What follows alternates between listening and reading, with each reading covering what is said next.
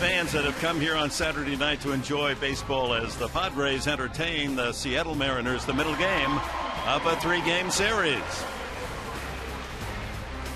And it's Dick Enberg along with Mark Grant. We're working on our camera location up in our broadcast booth. And something that you might find interesting, fans, the Seattle Mariners, who have won 13 and lost only 6 in the Interleague Series played at Petco Park, well, they're only 2.5 games out of first place, and the American League West 2.5 out of first place. And with this pitching rotation of theirs, the fans up in the great Northwest have to feel optimistic about what's ahead, and we're going to see one of those pitchers tonight. It seems like it's going to be a tight race in the American League West. It's up for grabs, and this early in the season, anybody who gets on a good streak can take a stronghold of that division. And the Mariners, if they could hit a little bit, like you said, Dick, with that rotation they've got a darn good rotation. They could possibly move up in the standings. As we've gone around the league, time and time again, people say, wait till you see Michael Pineda, the right-hander. He's a horse for the Seattle Mariners. Well, you get to see him now. Look at this guy, 6'7" and 260, 22 years old. And what makes him so effective?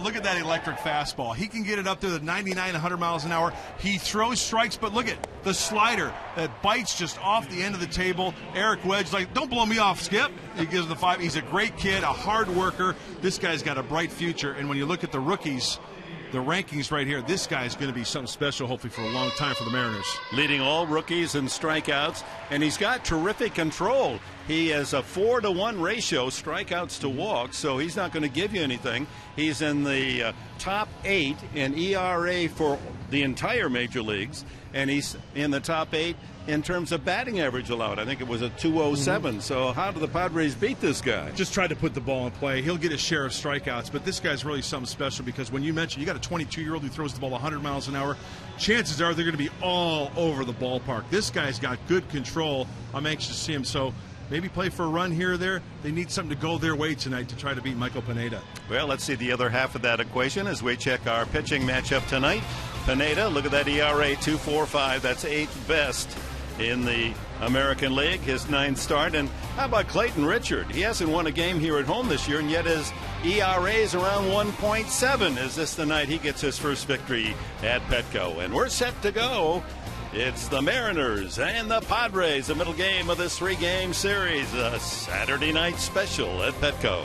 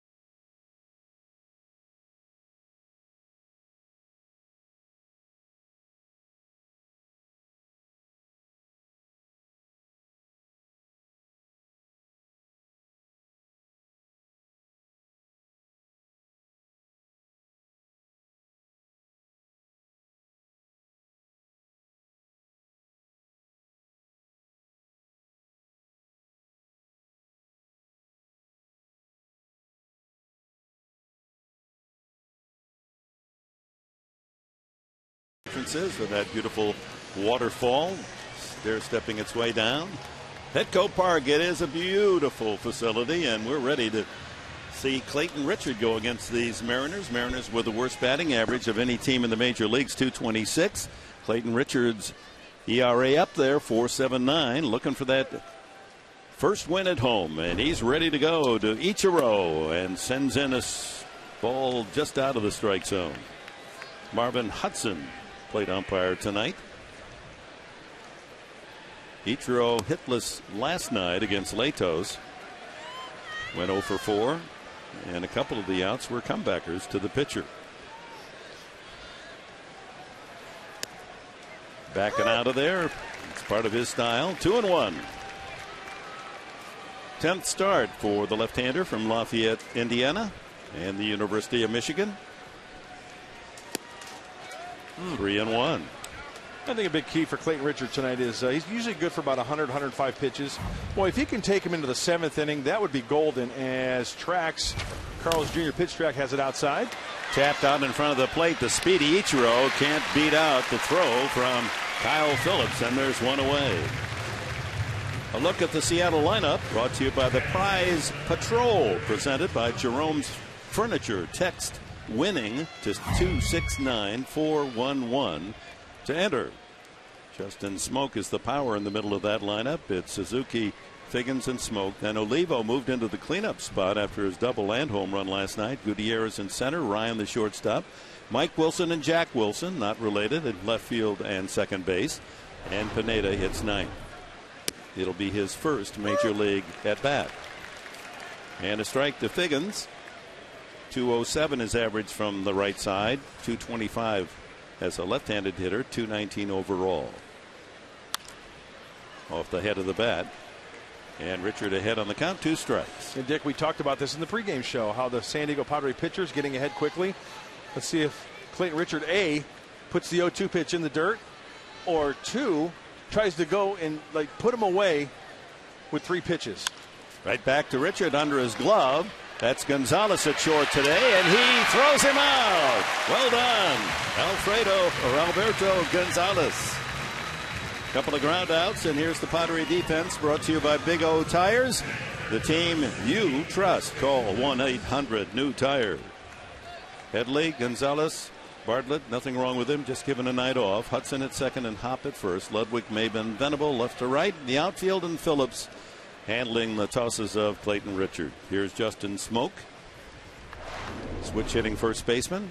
Hitting 300 from the right side. Tight strike zone early on from Marvin Hudson. Mariners, 20 wins, 24 losses. They've won 4 of their last 5. 2-0.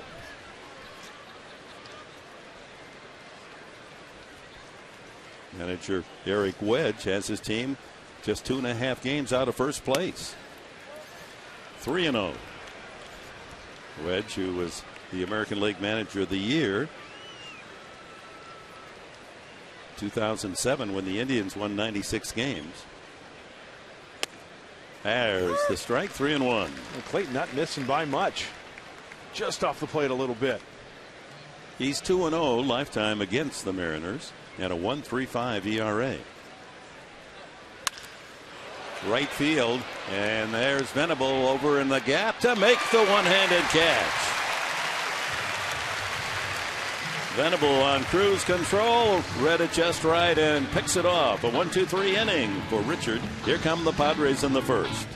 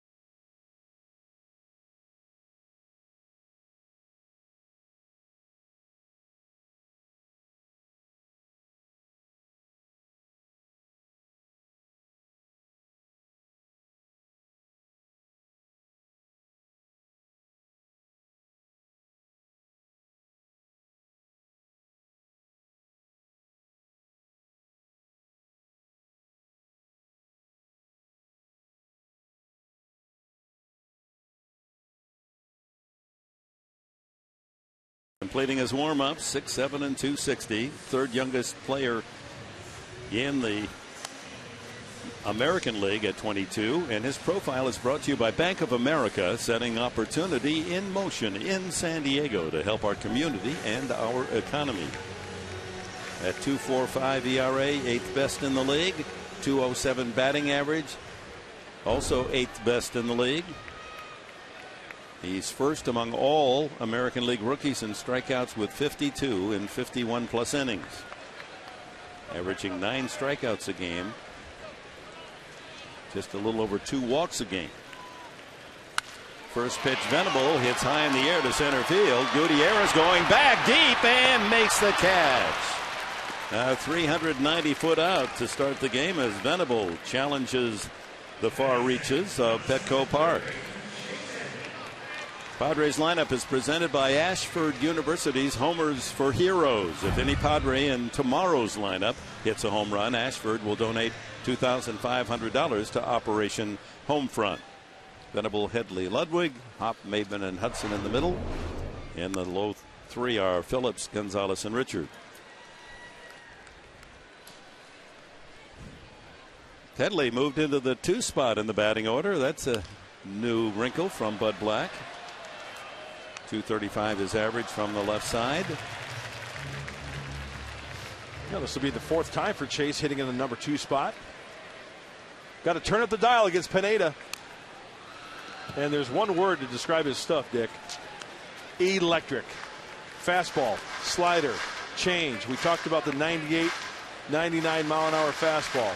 The slider, high 80s, mid 80s, and a changeup. That's his 3rd pitch. There's that slider. And after those high velocity fastballs, that just froze Headley. Well, you talk about electric sliders. Wow, that is right on the outside corner. Look at the tilt on that. That's a darn good pitch. That is a legitimate strike. They're calling that diabolique. Dave Niehaus, our old pal, the former broadcaster, passed away in the offseason. When he started throwing the slider, he said, "That's diabolical." And so that's kind of stuck. Niehaus's call will live on. Ryan Ludwig, 9-game hitting streak, raising his average up to 241. High pop-up. Smoke to the warning path. Boy, that was way up there, and the inning is over. Didn't take Pineda long to retire the Padres in order. We've completed 1. No score at Petco.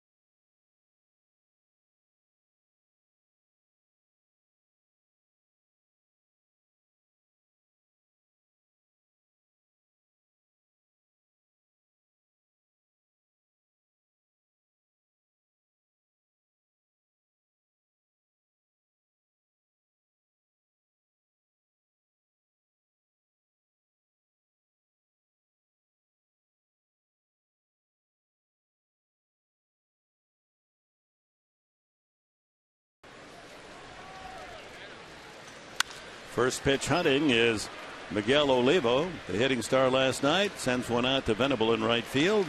4 up, 4 down against Clayton Richard. Olivo with a double and a home run last night. Scored a couple and knocked in one. Franklin Gutierrez returning to the lineup after being on the DL since spring training with that mysterious bowel problem that weakened him. Lost a lot of weight. We finally discovered at Mayo Clinic the problem, gave him the proper medicine, and he's back in the lineup. 0 for 8 in the 2 games he's played. You know, it's somewhat still kind of spring training for Franklin Gutierrez. He's still getting his, his bearings straight and getting his timing down. 2-0. Gutierrez, a Gold Glove winner last year. He had 415 chances in the outfield without making an error. That was the most ever by an outfielder without committing at least one error. That'll put a big smile on the pitchers' faces, huh? Good D, picking your pitcher up. 2-0. He was low and away. 3-0 to Gutierrez. 1 out here in the second. Brendan Ryan did some damage last night. Was 2 for 3 with a couple of runs batted in. He's on deck.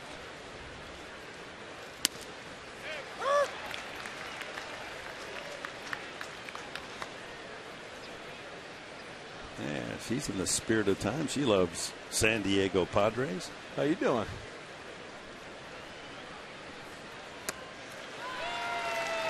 Nice slider. There's that secondary pitch of Clayton Richard, and that was a fastball count, a hitter's count at 3-1. 89. That might even have been a cutter. Could have been a cutter. Good call. Full count now to Gutierrez. Line drive, base hit, so he has his first hit of the season. Brings up the shortstop Brendan Ryan. Clayton took a swipe at it. It looks like this ball kind of knuckles up the middle. Not a lot of spin on that baseball, but it was on Clayton's glove hand side, just hit too hard. First hit of the season for Gutierrez. First base hit of the night. 1 away here in the second.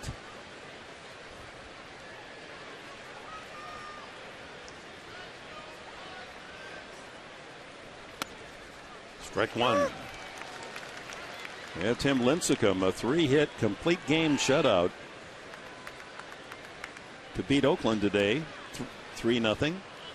133 pitches, the most anybody has thrown in a game in the majors this year for Lincecum, and he still had 94, 95 at the end. I've always been told, the one way to keep the arm strong is to keep throwing. A rolling stone gathers no moss. We've heard that one before too, right? Unless you made it up. 1-1. I remember playing winter ball, going to Puerto Rico, going to the Dominican Republic. And it seemed like the Latino pitchers from their country, they'd throw all year long. They're free and easy, and it didn't seem like they had a lot of injuries. But they would go right in from pro ball here in the States, right into winter ball, and play all year round. 1-1. Fouled out of play. That Giants win today at home makes it 8 in a row they've won at AT&T Park, and they've moved up another game in the standings because Colorado lost at Milwaukee. So the Giants now have a 2.5 game lead atop the National League West. Arizona's won 4 wins in a row to move up the ladder. Ground ball toward third. Nice stop. I'll have to try at first base. Not in time. Headley able to take it out of left field, but by the time he could raise and throw, Ryan's too fast and has an infield hit. A nice play by Chase Headley. This ball is a breaking ball down and in. It's got some serious topspin. Boy, what in the Brooks Robinson's going down there? He was parallel with the ground there to snag it, but like you said, Dick, Brendan Ryan's got good speed. Fired a strike over there. The speed was the difference in that play. Base knock for Ryan. And a chance for Seattle to score first. The Padres just have had a most difficult time in getting on the board early, taking the early lead. We've been crowing all season long about how important that is. They're 10-4 when they score first, but that means they've only scored first 14 out of 45 games. Yeah. Foul back by Mike Wilson. He's been up just 11 times with 1 hit. 27-year-old from Tulsa. He's been a career minor leaguer, 9 years in the minors. After being selected in the second round of the 2001 draft. Oklahoma wanted him to go to Norman, play football. See with that body why they might have been attracted. Boomer Sooner.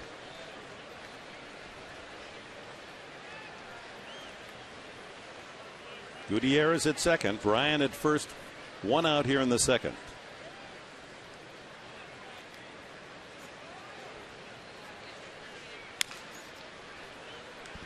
Pretty healthy hack there from Wilson. You know, once again, a lineup for the Seattle Mariners. Okay, Ichiro, he's your table setter, he's your leadoff guy.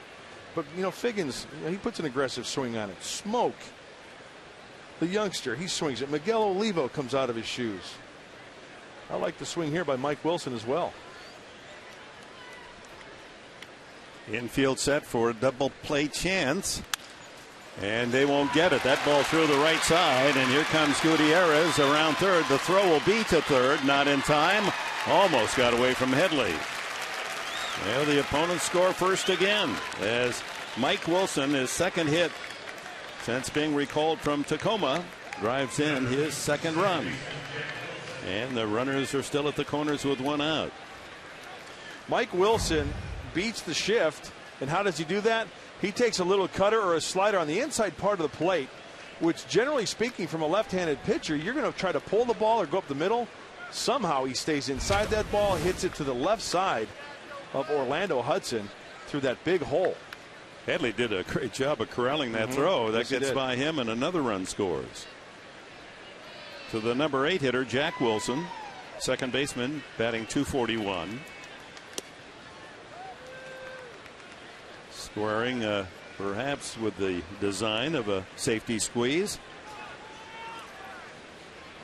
No home runs, just 4 RBIs for Wilson. It was a 2004 All-Star with Pittsburgh.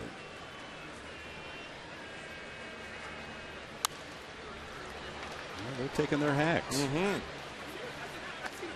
Richard ahead. Mike Wilson 1 and 2, and he singles to right to knock in the first run of the game.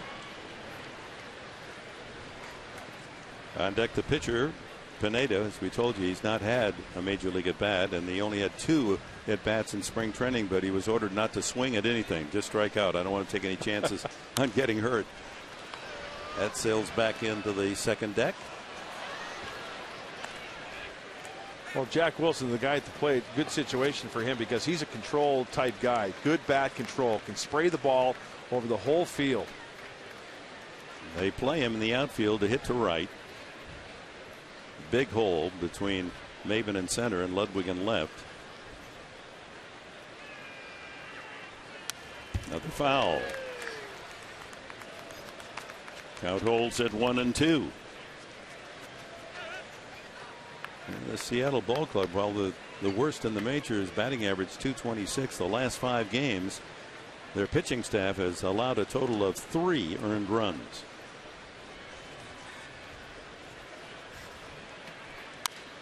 Another foul. He's a little pest, isn't he, from the right side? Jack Wilson will follow up a lot of pitches. Kind of the Jamie Carroll type hitter. Exactly. Won't swing and miss. Good comparison.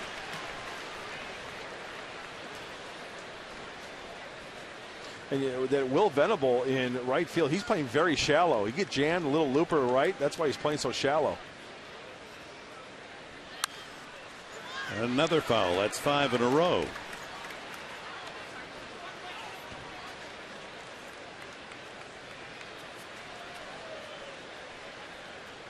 Final game tomorrow, 1 o'clock on Military Sunday. Cap day for you kids. Breakfast at the park. Navy Appreciation Day. Lots going on. Stauffer against Felix Hernandez, the Cy Young Award winner.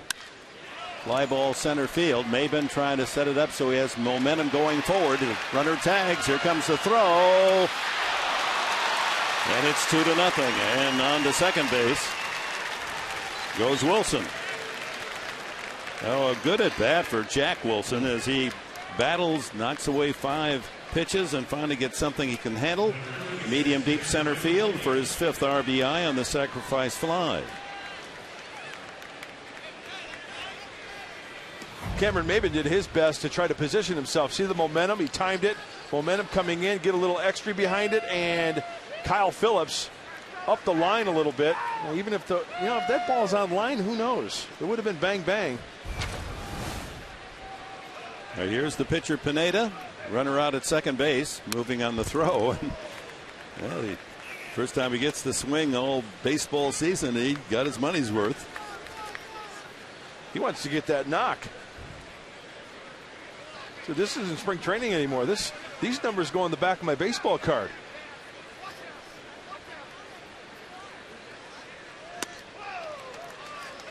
One and one. I'm talking to some of the Seattle announcers. They say this kid has got great work ethic. He's one of the first ones in the clubhouse each and every day. Get his work in. Pleasure to be around.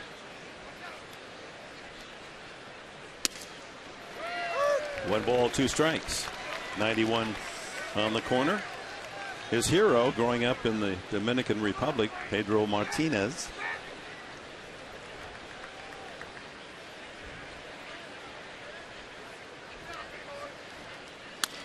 Chop back toward the mound.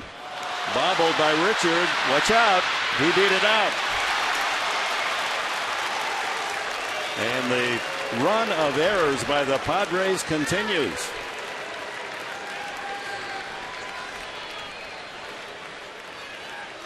That's the 37th error in the 45th game. Off the end of the bat, just a big, yeah. And I think Clayton, man, first thing that comes to mind is Pineda gets down the line pretty well, but looks like Clayton may have taken his time a little bit there as well, making sure that he had the ball. Kind of a big arm swing, trying to get rid of that ball to get him at first base. Yeah, we've seen through the last couple of years that he has that throwing yips when he's throwing to bases and trying to make sure he gets that accurate throw over there.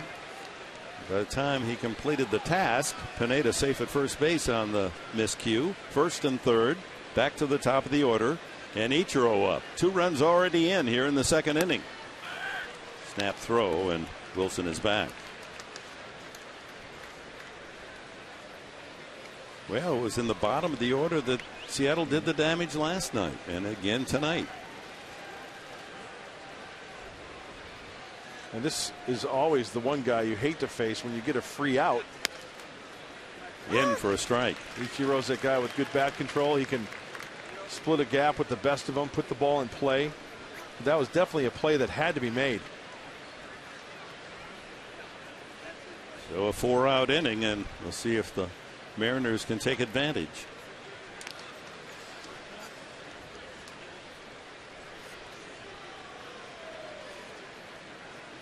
Ichiro is a .350 hitter with runners in scoring position this year. Fouls that one off Kyle Phillips. Well, Kyle's been getting beat up, huh? He sure has. On the backswing and the noggin. He got hit in the right thigh a few games back, and this foul tip gets him on the left foot. Watch his foot here. Even though it's protected, that hurts. Call a tow truck.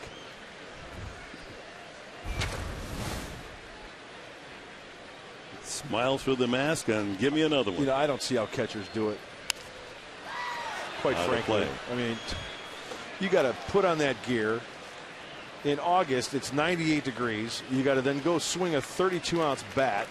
You take foul tips off your arms, legs, other parts. Takes a special breed. Ground ball right side. You better hurry here. And they make the play. So Richard, the former quarterback at Michigan, getting outside the tackle there and able to catch that little lateral from Hop for the final out.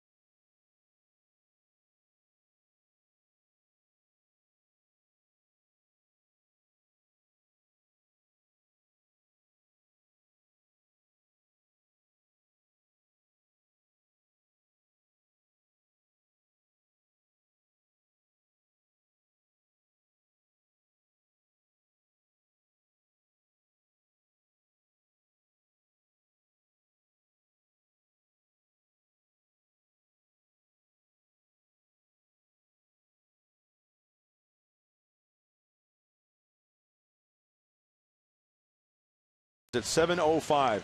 Come sample some of San Diego's finest restaurants. Visit Padres.com/sample downtown for more details. Dick? All right, Mark. Michael Pineda with a 2-0 lead. Needed only 7 pitches to get out of the first inning, getting Venable, Headley, and Ludwig in order.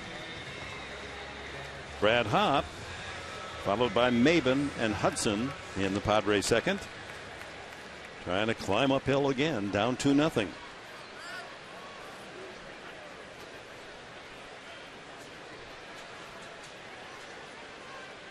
I said in the pregame setup it might be a 2-1 game, Mark. I meant 3-2. That's what I meant. Oh, okay. A little bit more offense than you. Well, 2-1 isn't going to do it for the home team.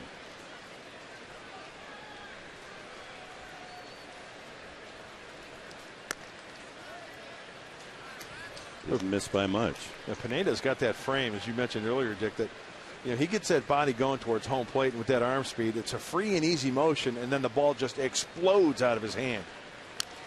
Fouled by Hopp. That was 92 there. Scouting report says that it's up to 99 and even 100. Pretty good delivery. A lot of knees and elbows coming at you. Tall drink of water. He sure makes that 60-foot 6-inch distance look a lot shorter. Yeah. And that slider is wicked. 2-2.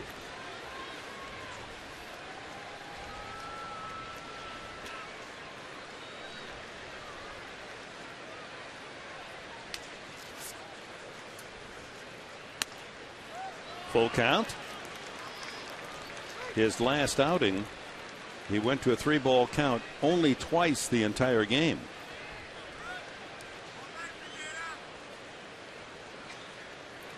Facing 26 batters, just twice to a 3-ball count.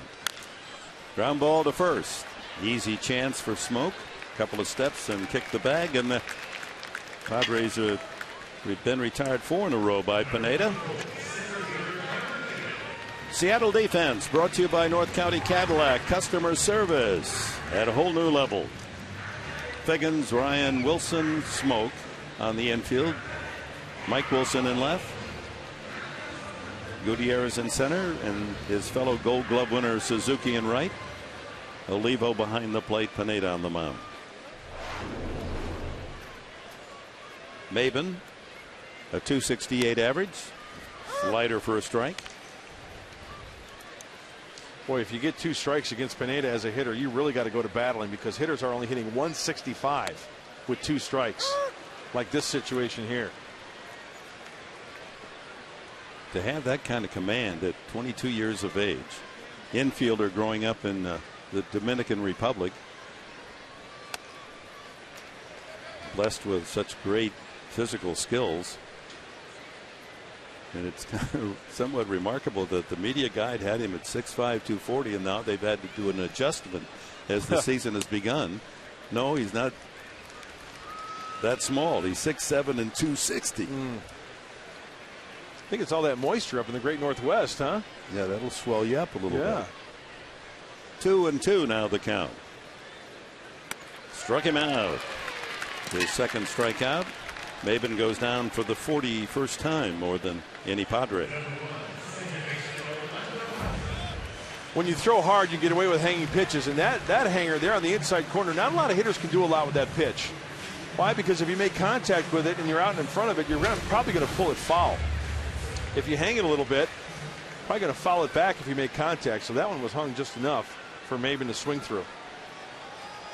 Orlando Hudson batting left-handed against the big right-hander. Ground ball up the third base side, foul. Just missed hitting the bag.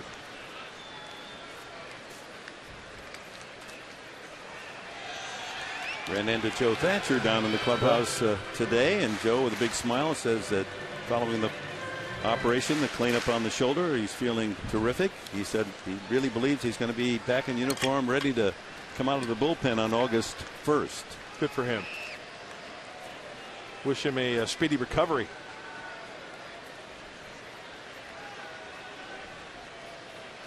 One strike pitch.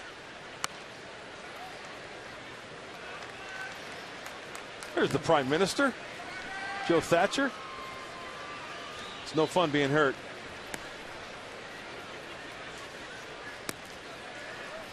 Two and one now to Hudson. Change up that time. Yeah. Nice little change up right there from Pineda. Had a lot of movement. Looks like Olivo kind of boxed that one a little bit with the tremendous move. Let's check out the movement of this changeup. Right off the heel. That was at 88 on the gun.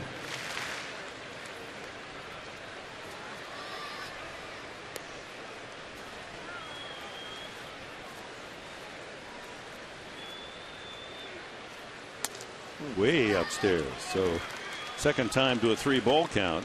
He's not quite as sharp as he was in his last performance.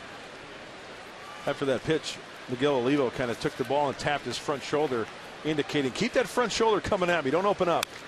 Foul back. So Hop took the count to 3-2, grounded to first. Now 3-2 on Hudson.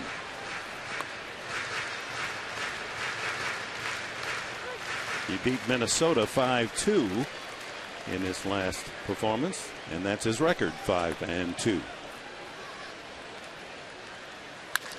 Line to left center field, and that's slicing away from Gutierrez, and it'll go all the way to the wall. That's a ball much like that where Hudson pulled the hamstring a couple of weeks ago, and he eases his way into second base with the first Padre hit, a double. Well, we all know that major league hitters love to hit the fastball. I don't care if it's 86 or 96. Orlando Hudson backs that one up nicely. Gets it out in front. Hands out first. Slicing away from Gutierrez. No way he's going to get that one. That is a good piece of hitting by the O-Dog. Turning that stuff around. You don't get many by the Mariners center fielder. Right. That had to be perfectly directed. So a chance to take a bite out of that 2-0 lead. Here's Kyle Phillips, 3 for 16.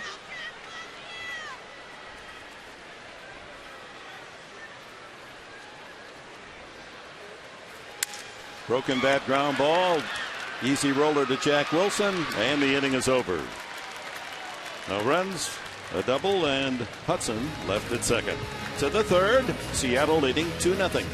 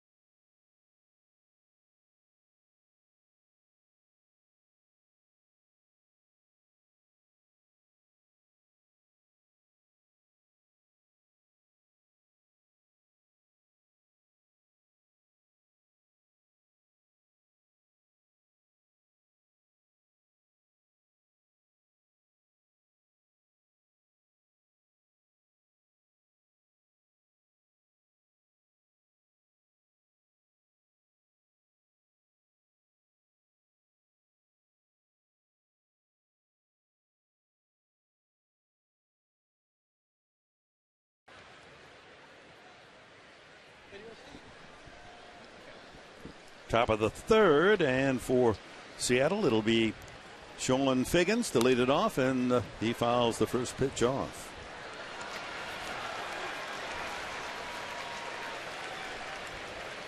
Cuteness sighting. Yeah, Blanky, Binky. Those were the good old days, Oh, weren't yeah.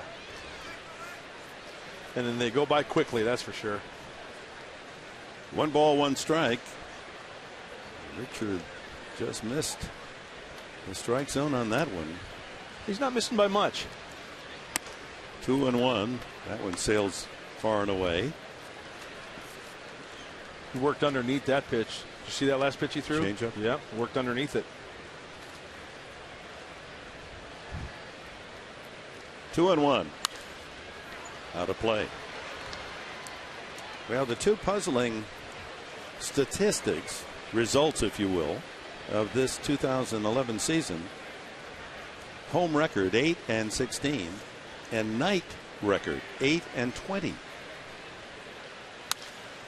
Another foul away. Road record plus side 11-10. Day record, tomorrow's a day game, 11-6. And you know, baseball being an everyday sport, you have to have the mentality come into the ballpark that you're going to start a streak and you're going to start it tonight. Regardless if the home record is 10 games below 500, 10 games above 500, you want to keep the streak going or you want to start a new one, and hopefully Clayton Richard can hold the M's at 2. Yeah, this month of May, while they've hit better, it's been really win one, lose one, win one, lose one.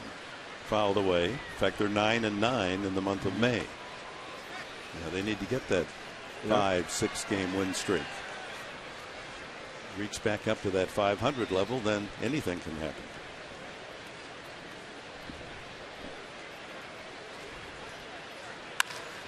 Toward the hole. This will be a tough play for Gonzalez. Does he have the arm? You betcha. Wow.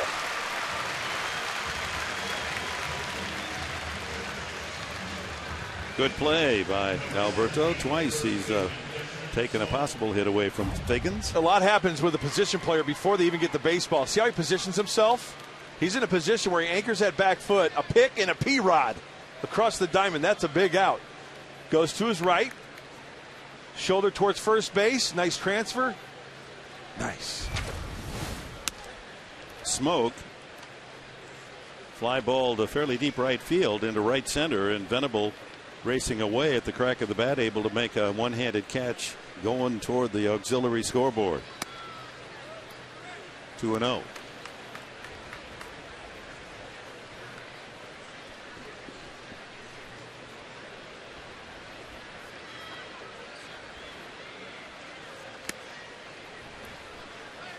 Three and 0. Slider missing. Smoke was a treasured pick of the Mariners in a trade deal with Texas last year. Swinging 3-0. Headley throws him out. Cliff Lee went to the Rangers, and of course Lee taking Texas all the way to the World Series, where they lost to San Francisco, and the prize prospect was Smoke. 2 gone. Olivo fly to right, his first at bat.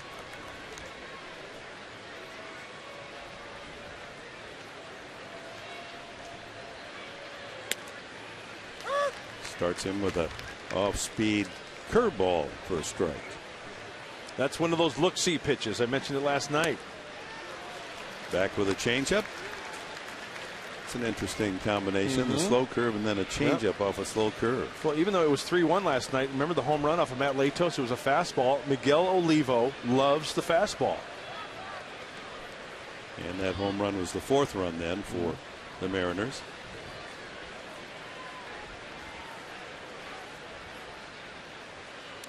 In the dirt, the automatic.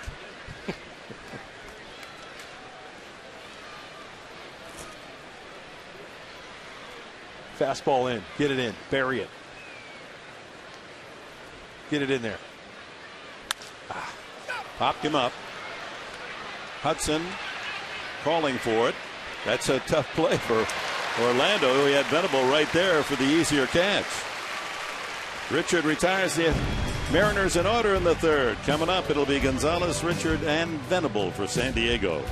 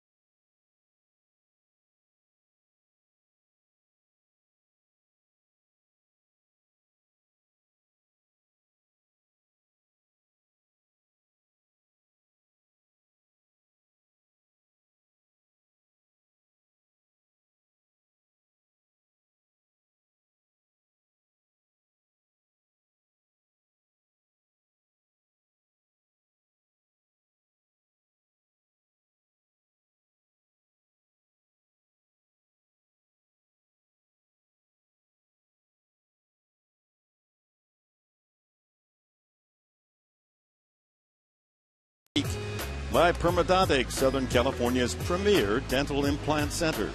And by your Southern California Porsche dealers. Visit them online at socal.porschedealer.com. We go to the bottom of the third inning here at Petco Park. Mariners leading 2-0. The leadoff man will be Alberto Gonzalez, Richard and Venable to foul.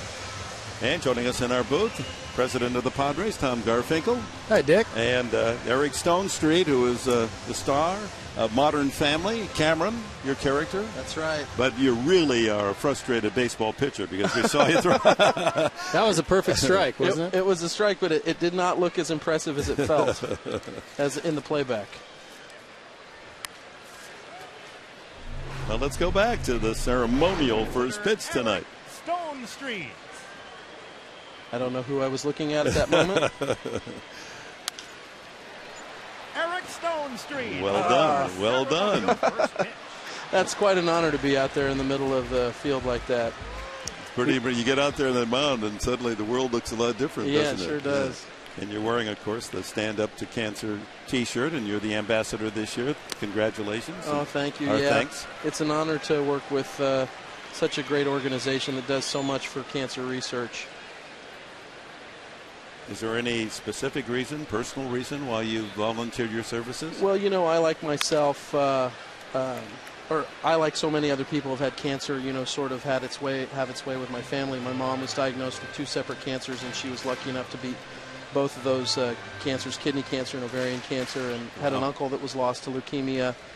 Both my grandpas were lost to cancer, one lung, one liver. So when Modern Family happened and people started calling and asking for my support, cancer was definitely one of them, and there's no better organization than Stand Up to Cancer. They raised $80 million last year that goes to research, and Major League Baseball has been an incredible partner to the organization, and I'm just happy to be here. Well, that's great. There's a ground ball up the middle, but able to range is Wilson and throw out Gonzalez for the first out. Brings up the pitcher, Clayton Richard. Tom, I know last year the campaign was highly successful. You raised a lot of money. You had the wall, the signature wall. And anything new this year? Yeah, well, we're happy to have Eric here today. And, you know, Laura Ziskin, Rusty Robertson, Sherry Lansing, everybody started Stand Up to Cancer. You know, it's a collaborative, results-based approach. And the most compelling thing has just been that for the first time, these doctors are not competing against each other. They're competing against the disease. So I want to encourage everybody to go to standuptocancer.org, and you can dedicate a part of the site to a loved one. You can obviously donate money. But this is a very results-based approach that's fighting cancer. They're seeing results. And obviously, you know, the Commissioner Seelig and his wife Sue really started this initiative with the first donation with Major League Baseball to Laura and Sherry and to Stand Up to Cancer. And our best wishes out to Laura right now, who's battling cancer as well. And we're just proud to follow the Commissioner's lead and step in and do our part. And our fans, our team, our employees, everybody's behind it. We've obviously had cancer affect our organization quite a bit as well. Well, we've for really generations now, we've been searching for the clues for a cure, and that's what this is all about. That this money is all going toward cancer research, trying to, as you said, there are almost teams of doctors working independently and together to try to find the secret to curing this awful disease. They have, and they're making progress. They have a pancreatic dream team, if you will, the breast cancer dream team, every different aspect of cancer they have a different dream team for, and they've taken the best minds around the world, gotten them together to actually work together on fighting the disease. And I got to interview one of the leading researchers in female-driven cancers, breast cancers, ovarian, and a cancer that 5 years ago was a death sentence, to someone who was diagnosed with it. It's no longer the case. They've really made lots of strides in that area, and I think it's important. When I got to interview him, I asked him, what are you doing that someone that's just been diagnosed with cancer can be thankful for that's going on? And he basically said, we're making strides, to not just cure it, but they really are changing the way they look at cancer and say, cancer doesn't have to define you as a person. We can manage the disease. No longer does it mean that it's a terminal diagnosis for every sort of cancer that's out there. So I just think people need to have hope that there are really great people, Major League Baseball being one of them, Mr. Seelig and his wife, and all these doctors that are really on the front lines battling this with all their might, all their brains, and all the money we can donate for them. Well, there's our first base coach, Dave Roberts, who's gone through cancer treatment. And in good health now, and we have another. Daryl Ackerfield's our bullpen coach, battling cancer, pancreatic cancer, and he's going through all the process now, and we all have great wishes and hopes for him. His attitude's so great, and that's part of the victory too. Venable follows the strikeout of Richard. That's 4 punch-outs now for the young right-hander Michael Pineda. We've completed 3 here, and we want to thank Tom Garfinkel for all you're doing. And Eric, nice to meet you. Pleasure to meet you. It's an honor to meet you. Eric Stone Street. The show goes on, right? Thank you very much. All right. I watched you many years at Arrowhead Stadium. All the best. Thank you. Thank you. Thanks, Tim.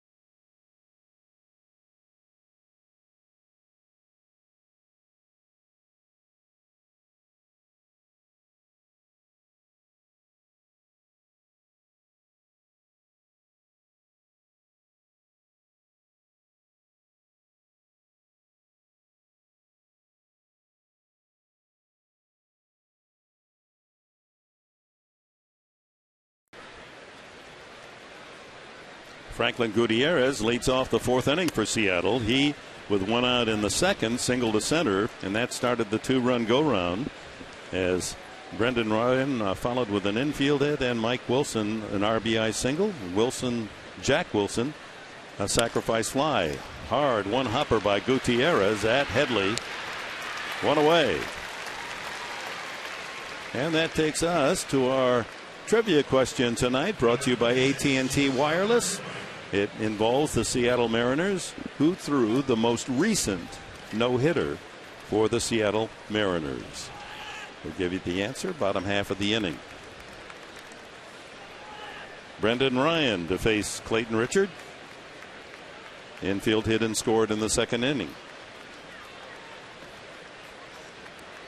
That was the ball hit to the left of Headley. Made a diving stop to take it out of left field, but couldn't get up and throw out the speedy Ryan in time. It looks like Clayton Richard, that first pitch fastball off the plate a little bit, getting the call. If he can hit that spot with regularity, he might just get that call the rest of the night.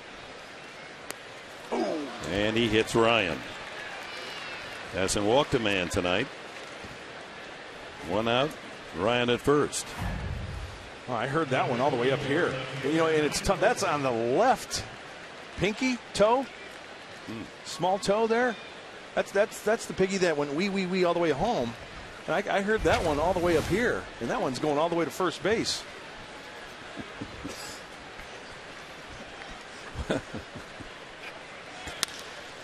That ball hit well to right center field, and no one's going to get it. It's all the way to the 400-foot sign, and running at the crack of the bat is Ryan. He's around third and will score on a double by Mike Wilson. It's 3-0. So Wilson, just up from the minor leagues, 1 for 11. He singles in a run, and now he doubles in another. And Dick, Brendan Ryan had no problem after getting hit in the foot. As this ball is hit with some authority, he went down and got it, but that's a good-looking swing. He went down and got it the opposite way. A one-hopper off the fence out there. See, you should have saved your line. He did go wee all the way home, didn't he? He most certainly did. 3-0 the score. 1 out, and Mike Wilson. A couple of big hits for the Mariners tonight. That's a high, long foul by Jack Wilson out of play. That goes well back beyond the aisle down in the left field corner. It looks like Mike Wilson's got a pretty good idea up at the plate, because both of his hits tonight have gone the opposite way. You know, you look at a guy like that with his physique thinking that he's going to try to turn on everything and pull everything. Not tonight. Well, you know that he's been able to grasp his dream and not let go when a guy is in the minor leagues for 9 years. Finally gets his chance. This is his rookie season. I love stories like that as well. Guys who just keep chasing the dream and day in and day out trying to hone his skills. 1 out. Mike Wilson at second.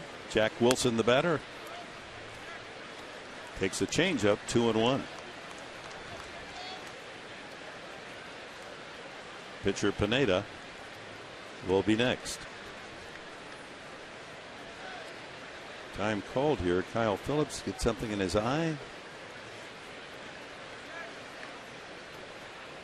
Yeah, looks like it. Contact lens, perhaps. Here comes Paulie Navarro to the rescue.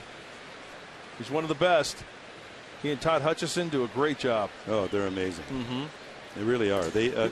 I think back to spring training when you have all of those players in camp in Peoria, and they are there. I mean, they may sleep 3 or 4 hours a day because they've got work all day long, not only with the major leaguers, minor leaguers.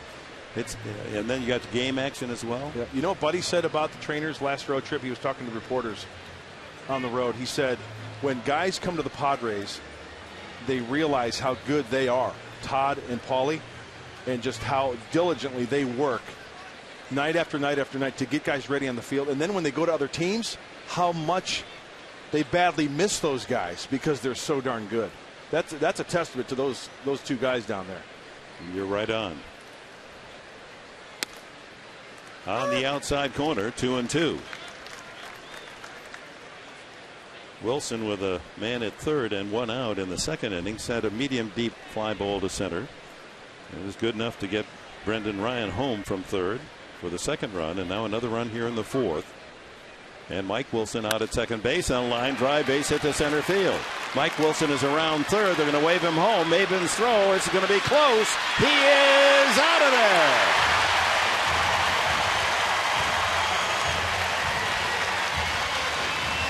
Cameron Maben guns down Mike Wilson. Pretty risky move by the Seattle Mariners and Coach Jeff Datz there at third. But Maben's first throw wasn't that strong. This is a strike. He did everything perfectly. A one hopper, and credit Kyle Phillips. Getting that ball. Look, 2 hands. See how he's cradling that baseball? Trying to block home plate. Cradles the baseball in the glove. Keeps it locked in there like a fly in a Venus flytrap. You ain't getting to home plate. Nice tag. So Wilson gunned down at the plate. 2 outs. Jack Wilson goes to second base on the throw. And here's the pitcher, Pineda. Arm of Maben avoiding further damage. 3-0 Seattle. Pineda reached safely on an error by Richard the first time up. 1-1. Hey, 2 times tonight, Cameron Maben has perfectly executed what he needs to do as a center fielder. The one on the fly ball, they eventually scored the run on the sac fly by Jack Wilson in the second, but he charged it perfectly, made a good throw, and charged that grounder very nicely.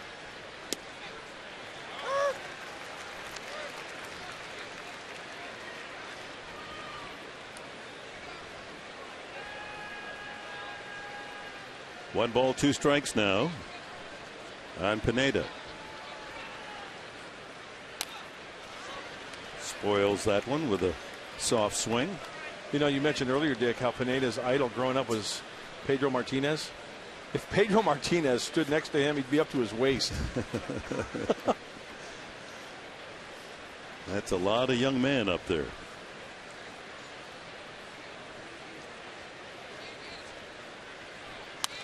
Reaches out, fouls it away. No, the amazing thing, and this is something you just can't figure out, or try to figure out, I should say, because Pedro Martinez, in his prime, you talk about electric stuff. And, you know, half the size of this kid, I'm exaggerating, but still, the live fastball, mid to upper 90s, the electric breaking stuff.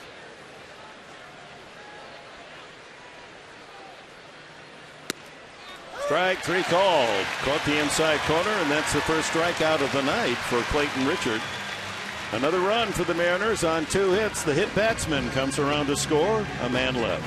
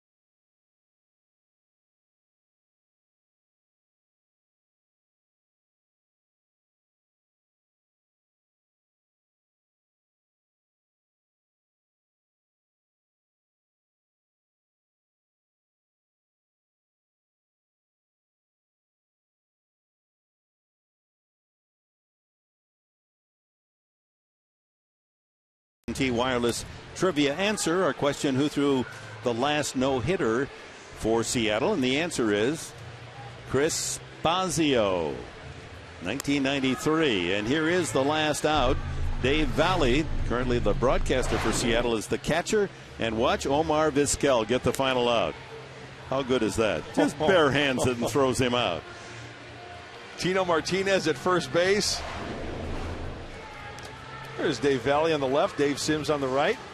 A good catcher right there in Dave Valley. Great teammate, tough competitor. With the passing of Dave Niehaus, the Mariners are doing a very interesting thing throughout the year. They're using a lot of different broadcasters. Some like Ken Wilson, who was an announcer before. He's back doing a few games, and Dave is one of the regulars. Valley, the color tonight.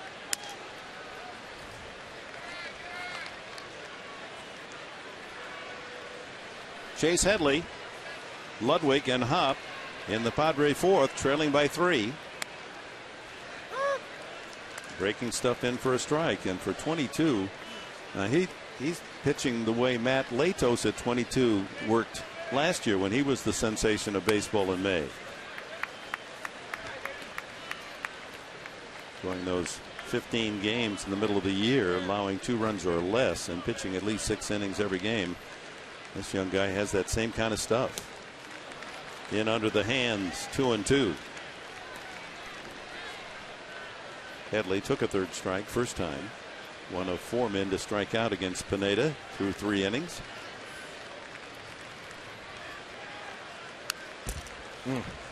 95. Starting to heat it up a little bit. Thermometer's starting to rise a little bit. Pineda was 92, 93. That one is 95. With these Padre hitters, they like the fastball. They can turn it around. Some guys have hit the ball hard tonight. Need to get something going.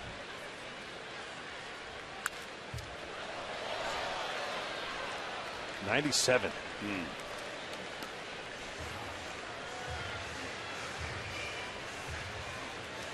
Padres on the homestand have scored only 3 earned runs in 3 games, plus this one.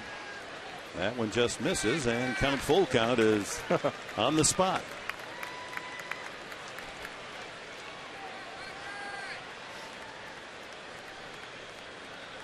Pineda yet to walk a man. And he misses there, so Headley a leadoff walk.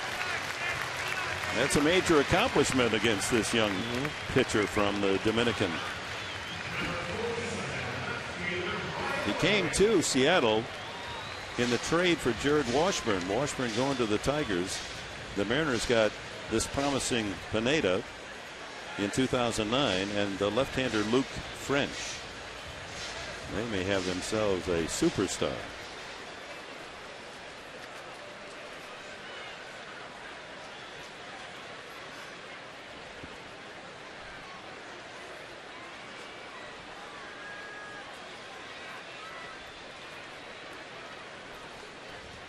Ludwig takes off the plate. Ball one. Last year at West Tennessee and Tacoma, top two farm clubs for the Mariners, he was 9-7, ERA just under 4. Something magical happened between the end of last year and the start of this, because he's wearing that big league uniform like a real man. Runner goes. Throw is right on the money, but he's safe. Oh, that's a tight play at second base as the shortstop. The second baseman Wilson applied the tag. That was a perfect throw by Olivo. Yeah, Olivo, he's got a good arm back there. Let's check out the jump. A good jump. Looked like that Chase moved even before Pineda went into his leg kick, and good call. Great call. Brian Runge all over it at second base with the safe call. Tight play, right call. Number 5, stolen base for Headley.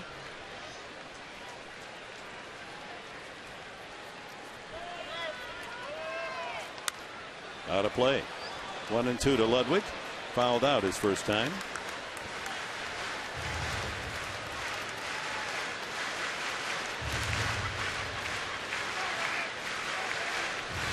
Our comparison tonight brought to you by the San Diego Toyota dealers. We've got what it takes. Batting average, runners in scoring position at home 127, on the road 315. How can it be? High fly ball, right center. Headley will tag as Gutierrez makes the catch, and he'll make it easily over to third base. Well, the Padres have a man at third with one out. Try to put a dent in that Seattle 3-0 advantage. You know, looking at the comparison in those numbers, that is a big conundrum. Tough to figure out. Yeah, just as it's tough to discern, how can you be so good? You're pitching so good all of April, and the hitting was the worst basically in the majors. And then you go to May and the hitting comes alive. They're terrific. And the pitching now is the worst in the majors. It's just because you turn that calendar from April to May. You know, I was talking to the Seattle guys, and they've compared Petco Park to Safeco Field up there. Similar parks as far as the production is concerned. Brad Hobb, first ball swinging, fouls it back. You know, you're right on the ocean. You get that marine layer. You get that thick air. The ball hangs up there in the air. You know, you drive a ball to the gaps, and it has a tendency here. I mean, there's no talking around it. The ball hangs up there. We had that marine layer come in about 2 hours before game time tonight after a beautiful sunny day. 1 strike to Hop. Infield back. They'll give up the run for an out. But Pineda has another design. He says, if I strike him out, they're not going to get a run on the night. 53 pitches. Hop grounded to first on a 3-2 pitch, his first at bat.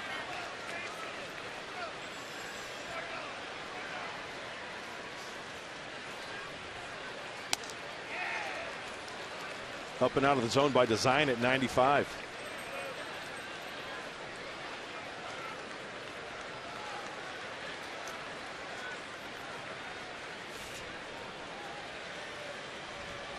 One ball, 2 strikes. Headley at third, 1 out.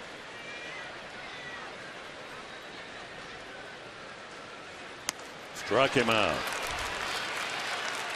Number 5.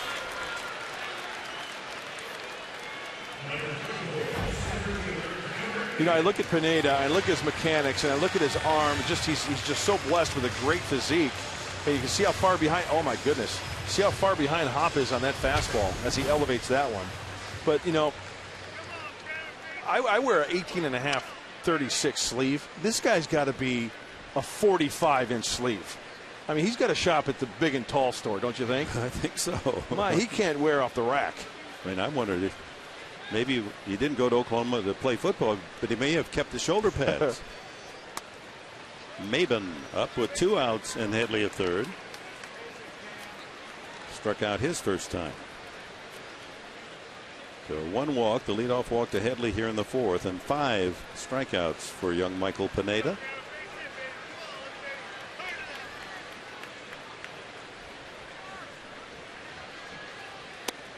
Two and 0. Once again, Olivo telling his young right-hander, hey, keep that front shoulder tucked in there, flying open a little bit. If you fly open, the arm has a tendency to drag, and therefore you work underneath the baseball, and it's elevated out of the zone. This guy's got great potential. You talk about downward plane at 95 and up, that's tough to hit. Fouled into the glove of Olivo. 2-1.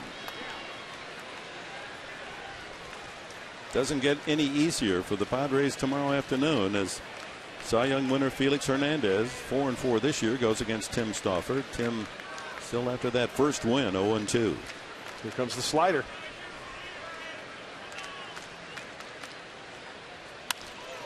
Pops him up. Second baseman Jack Wilson. And the inning is over. No runs, no hits. Headley left at third. We go to the 5th. 3-0 Seattle.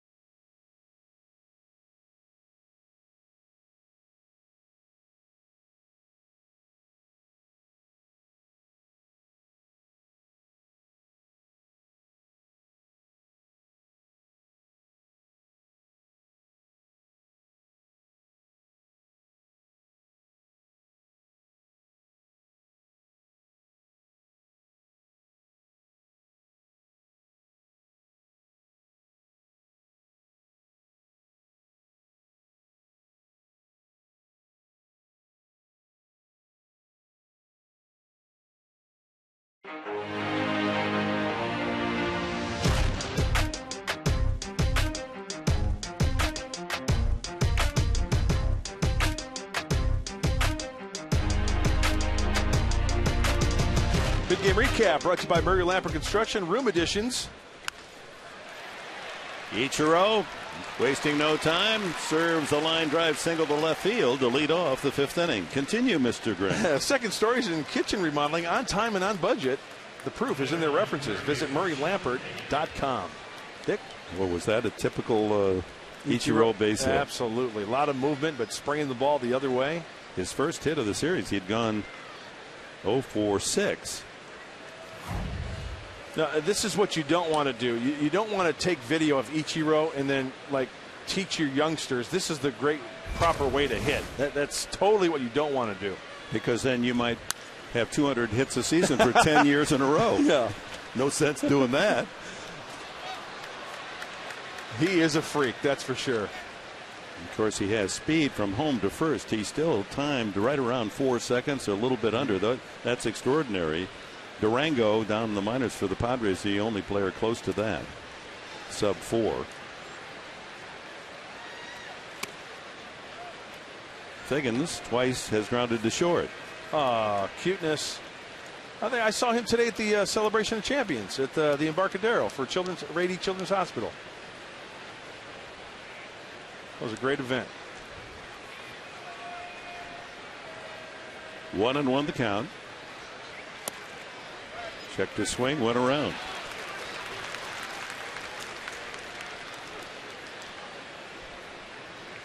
Well, more and more players coming to the major leagues from the Japanese leagues. At one time, that was considered no possibility.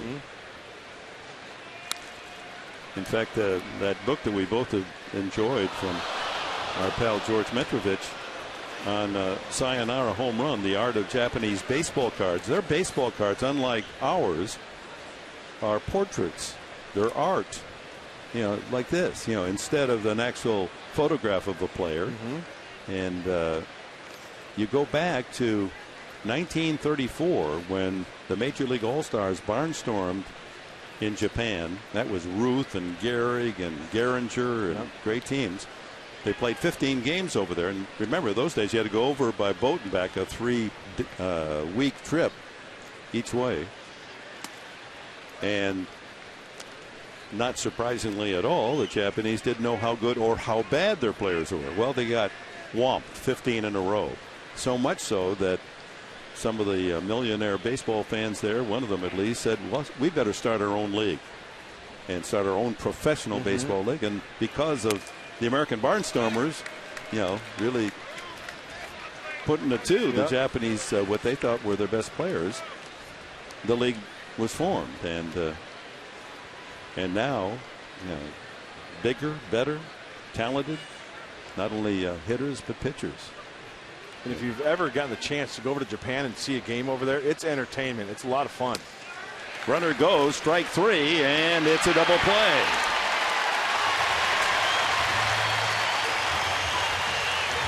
Good throw by Kyle Phillips. Ichiro erased.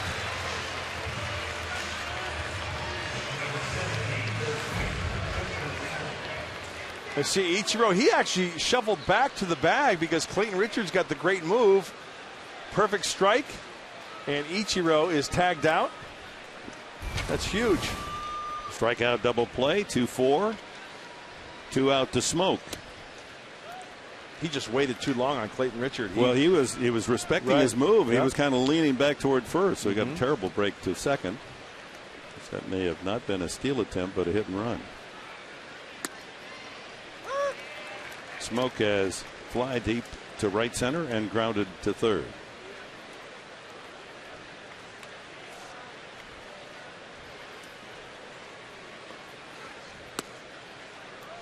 Two and one.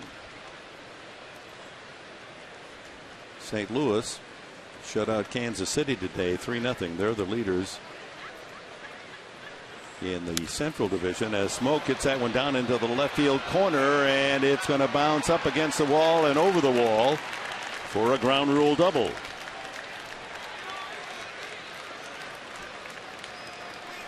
Right under the 336 sign on the Western Metal Supply Company building. That looked like an off-speed pitch. Kind of tough to tell, but I'm guessing it was a changeup. And as that ball bounces on the warning track off the bricks, Ludwig showing touchdown there for the ground rule double.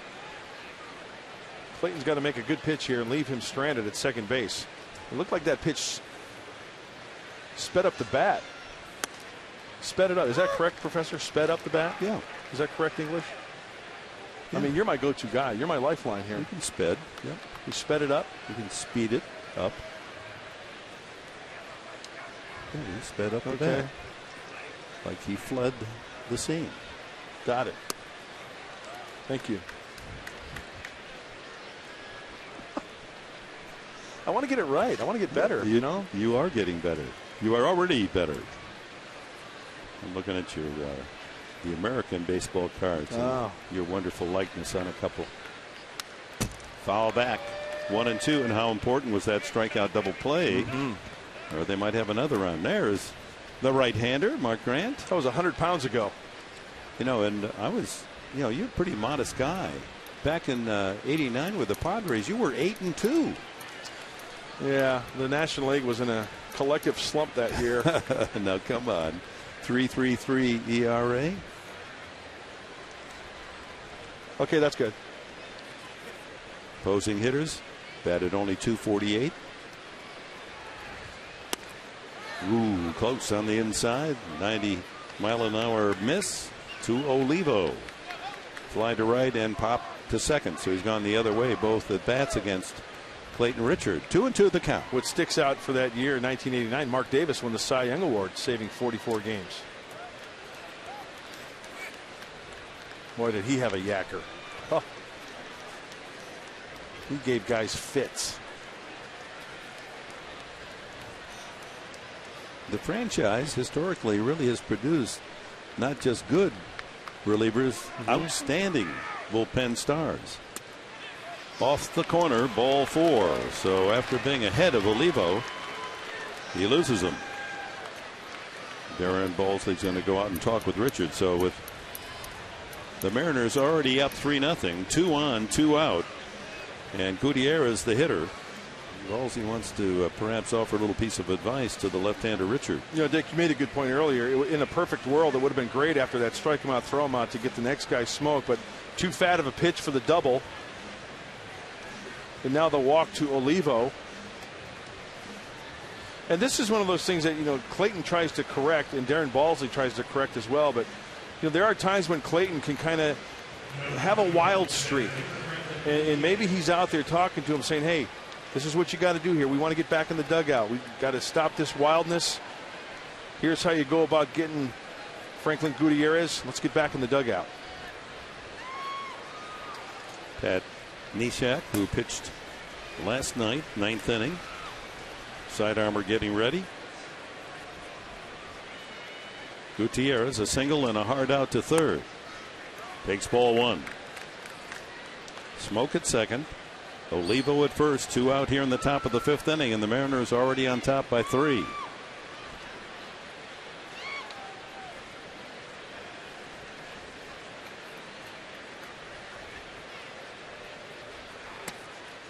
Snap throw. Oh, that was close. Had the throw been a little lower, they had Olivo with a big lead. Got the front door open, right-handed hitter. You're right, Dick. If that throw is on the bag, on the money, Olivo, good chance. Padres are out of this inning. 1 ball, 1 strike. 2 out, 2 on.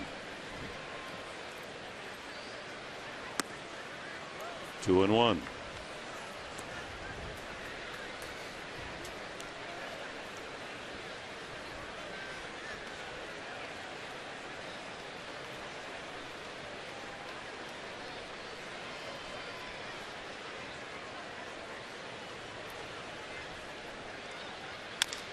Chop to third. That's going to be tough. It does kick foul. That's a break, because had that stayed fair with Gutierrez's speed, it'd been a tough play for Headley. Just a final footnote on Japanese baseball. In that 1934 barnstorming, when the Americans were so outstanding, understandably, but in one of the games, Japanese pitcher AT Sawamura struck out Gehringer, Ruth, and Gehrig and Fox, and the Japanese were so taken by that, their Cy Young Award is the Sawamura Award, given to their professional best pitcher each year. Oh, that's a great story. 2-2. Hit to left field down the line. That could be trouble. Ludwig into the corner and makes the catch in the shadows. Oh, my. Gutierrez flirting with a 3-run blast. No runs. 2 hits and a walk, and 2 left. Middle of the 5th inning, 4.5 in the book. There's number 55, Grant. Strike 3. There you go. 8-2 Padres and Mark Grant. Oh, my.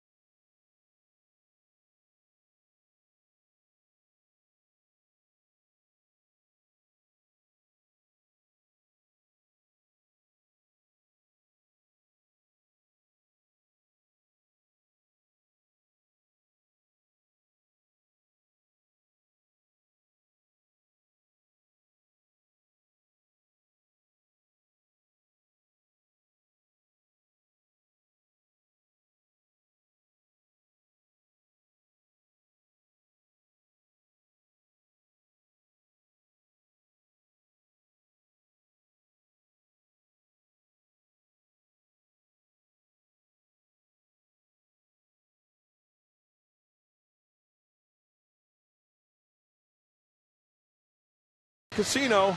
Happens every night. If a home run is hit this inning, text Homer, H-O-M-E-R, to 269-411. And Mr. Enberg, you know how much is at stake here? I know it's getting close to $20,000. It's $18,000. All right. $18,000. It's got to be a grand slam homer, though, huh? Not just a three-run shot won't do it. Can't get like 3/4 of it if you get a three-run. Ain't going to happen. Okay. No. All right. So good luck.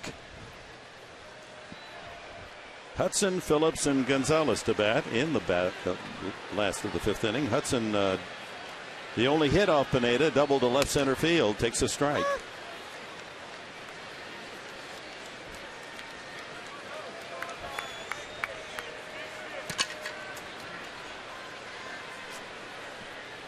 Three-run, 7 hits for the Mariners. No runs, just the one double by Hudson for San Diego.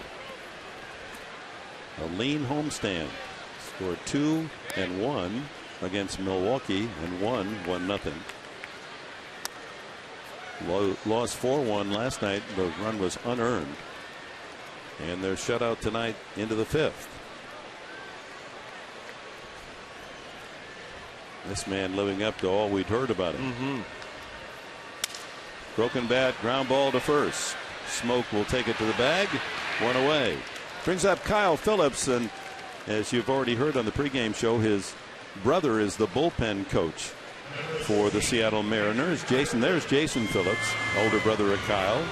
Both of them went to El Capitan High School. There's a great story about Jason last year in the bullpen in Seattle at Safeco. You know, in between innings, you kind of check on a lot of things, and ball players tend, especially the bachelors, look around and see the lovely ladies. And he saw one, he said, "Oh, she's really attractive." And so he boldly signed a baseball, not with his name, but with his phone number. And in between innings, tossed it to her. Right. And then he kind of felt guilty. Why did I do that? You know, she's probably going to throw and hit me with it. You know? High fly ball, center field. And Kyle Phillips is out for the second out here in the inning. And so he gets back in the clubhouse, and he said, "Well, I'm going to find out in a hurry whether or not she'd be interested." And sure enough, his cell phone rings, and he arranges a get together, and she brings friends and wants to make sure that this is all going to be okay. Well, Molly and Jason struck it off, and they were married in the bullpen last year at Safeco. That's a great story. That's a veteran move. Nice going, Jason. You can't win the Lady Fair if you don't try. That's right. Confidence, that's the key. Gonzalez with a good cut. It's 1-1.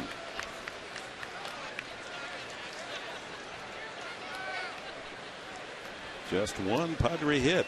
2 outs into the fifth inning. Hudson's doubled to left center. Ground ball sharply to second. There's Jack Wilson to make the play, and another 1-2-3 inning for Michael Pineda. He's gone through 5 shutout innings with only 1 base hit allowed, and his Mariners lead 3-0.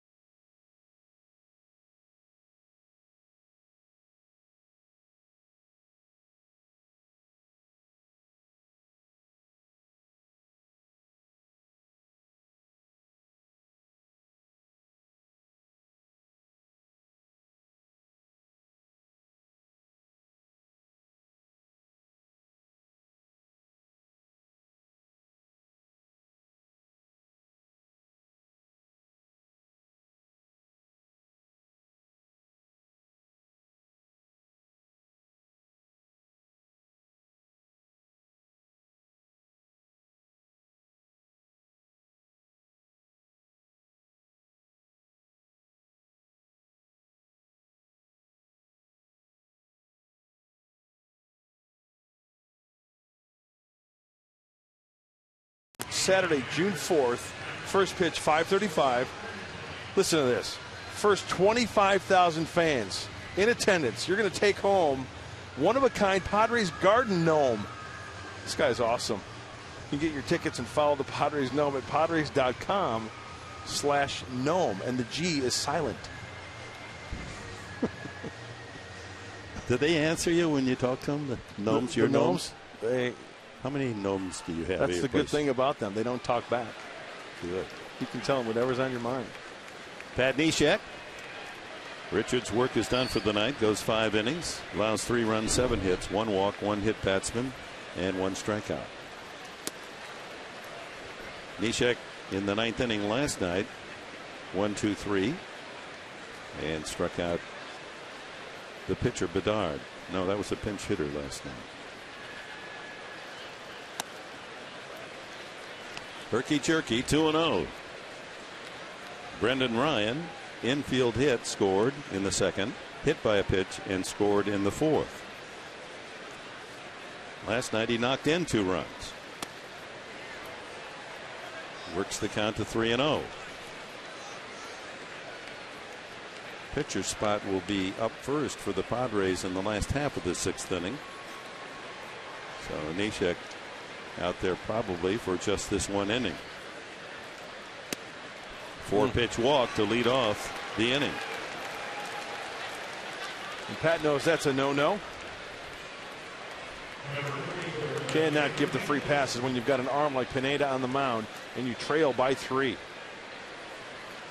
Brings up Mike Wilson. He has 2 hits, a couple of RBIs in his at-bats tonight. Single through the right side on the ground for a RBI in the 2nd, and he doubled to right center to knock in another in the 4th, and he takes 1 out of the strike zone. That's 5 in a row from Neshek, so Phillips going to go out and settle him down. Hey, a lot of moving parts out there for Pat Neshek. It's all about just getting into that one position to where that release point is consistent. Right now it's off a little bit.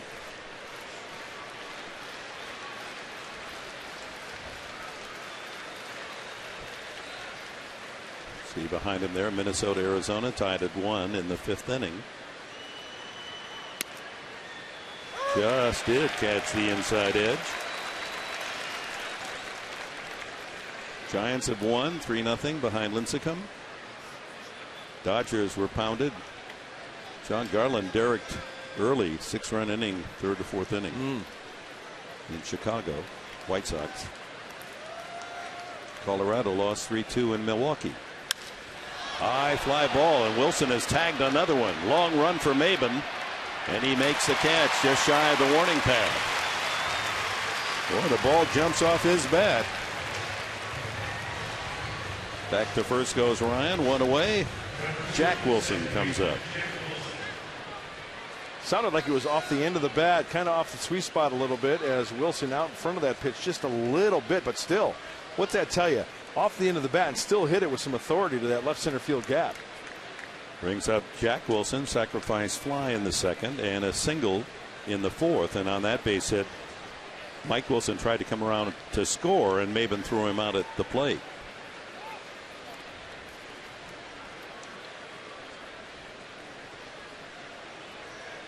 See if the Mariners put a little play in the works here with 1 out. 8th hitter up there. Well, good guy to do it. As I mentioned earlier, Jack Wilson, good bat control. Fouls off a lot of pitches. Big hole on the right side. But Neshek not throwing the ball around the plate. A little wildness.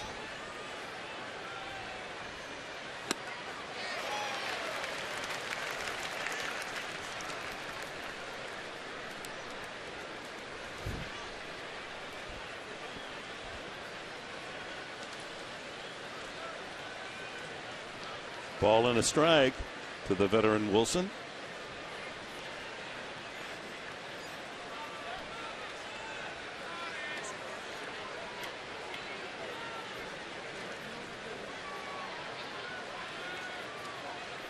These Mariners come in pitching as advertised.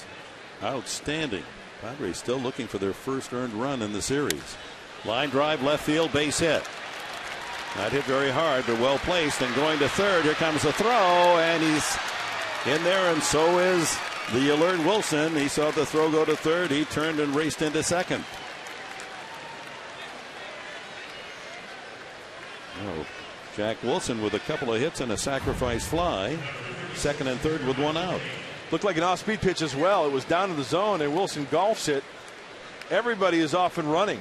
Ludwig has to turn it up a notch. I'm surprised he didn't slide. When in doubt, slide. So in a 3-0 game, the Padres can ill afford more runs on the board for Seattle, so they're going to pull the infield in, try to cut off the run at the plate. Pineda, the pitcher, safe on an error by Richard and struck out. Take strike one.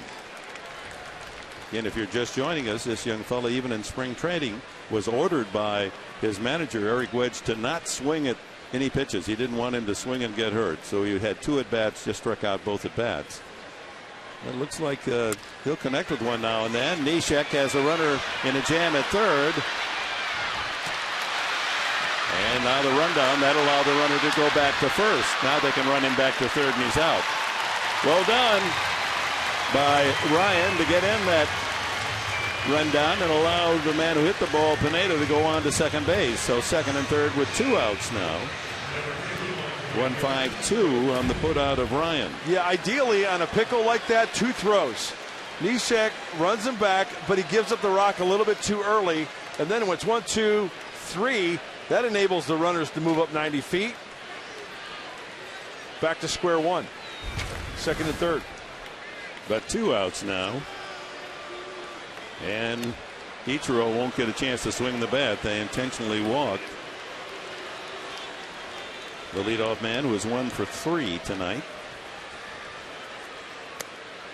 All this started with a leadoff walk to Ryan after Wilson's long fly to center. Jack Wilson single to left. Throw to third. Wilson took off and made it to second. Fielder's choice, Pineda on the tapper back to the mound. They get the lead runner, but Pineda able to get to second. So now the bases will be loaded for Sean Figgins.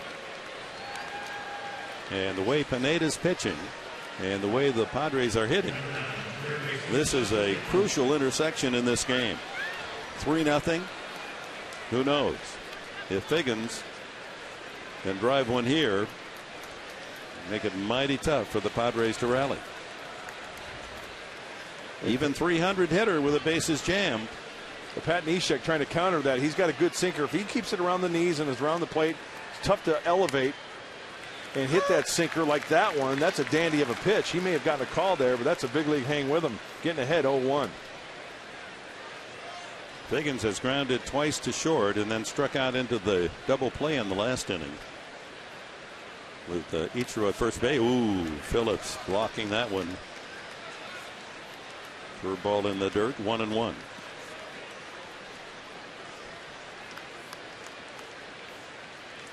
Jack Wilson at third. Pitcher Pineda at second. Ichiro at first. 2 out. We're in the top of the 6th, and the Mariners are in front 3-0.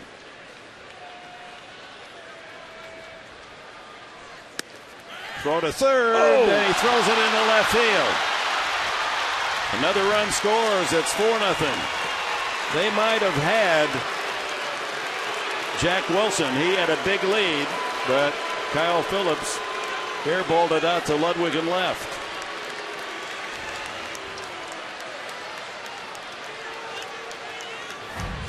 Another Padre error. Man, you know what? I'm trying to gauge if that throw was on target, if it would have been close at third base. I think it would have. Yeah. He had wandered considerably down the line. But the Padres, once again, just throwing the ball away too much and giving extra outs. That's their second error tonight. They have more errors in this homestand than they have runs. Not a good formula for success.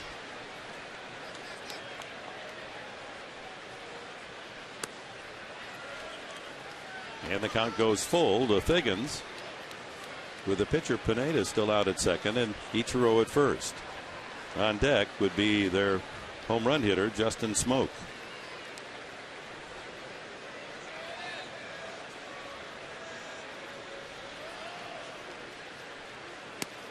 Swung on and missed. Strike 3. Got him with a changeup on 3-2. So a strikeout ends the inning, but an unearned run for the Mariners on 1 hit and 2 walks.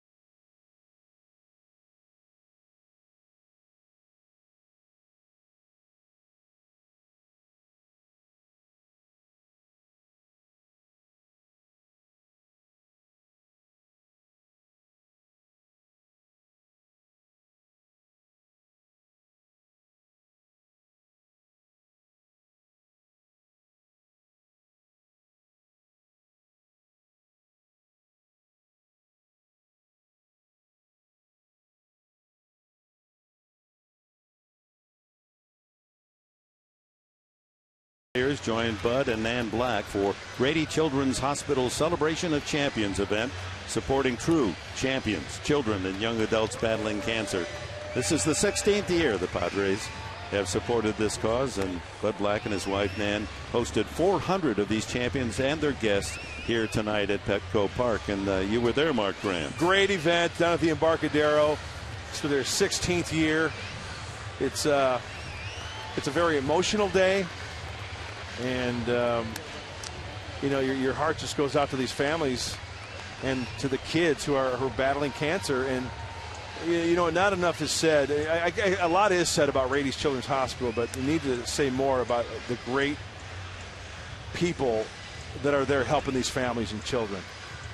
Great turnout. And the objective, Dick Enberg, is to strike out cancer so we don't have to have that event anymore. Yeah, absolutely. All of these programs, charitable causes, all feeding into the one major goal, and that is to beat this disease. I saw Ryan Ludwig was there. Jason Bartlett was one of the Padres. The Padres have had a huge turnout every year taking part in the event.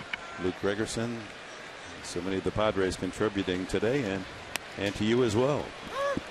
Eric Patterson is the pinch hitter for Neshek.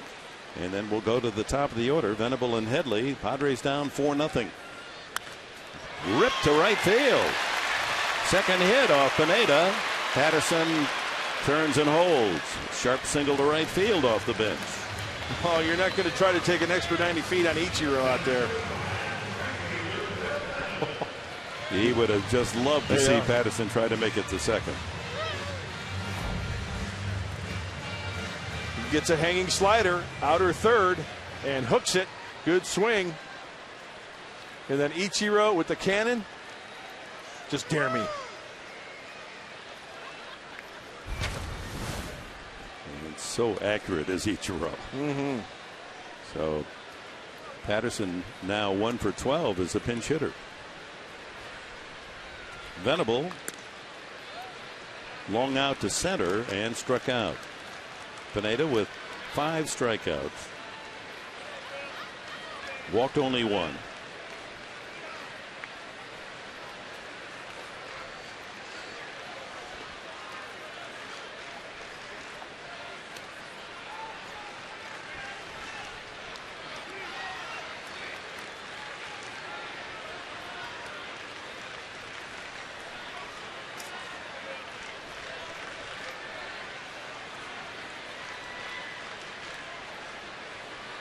Padres trying to stir up some trouble here in the bottom of the 6th inning, down 4-0. Pitch looked like it was off the plate a little bit, huh? It did, but the call is made. 1-1. I don't know if that was by design, but Pineda taking a little bit off that fastball at 90. If it's by design, it's a great way to pitch. Take a little bit off. You know, you don't try to hump it up each and every time.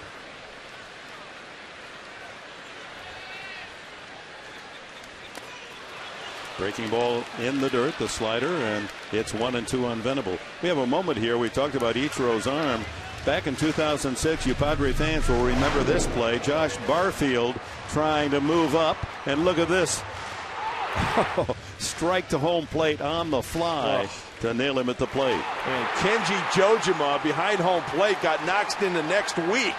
He held on to that rock. He didn't know what day it was. 1-2 now to Venable.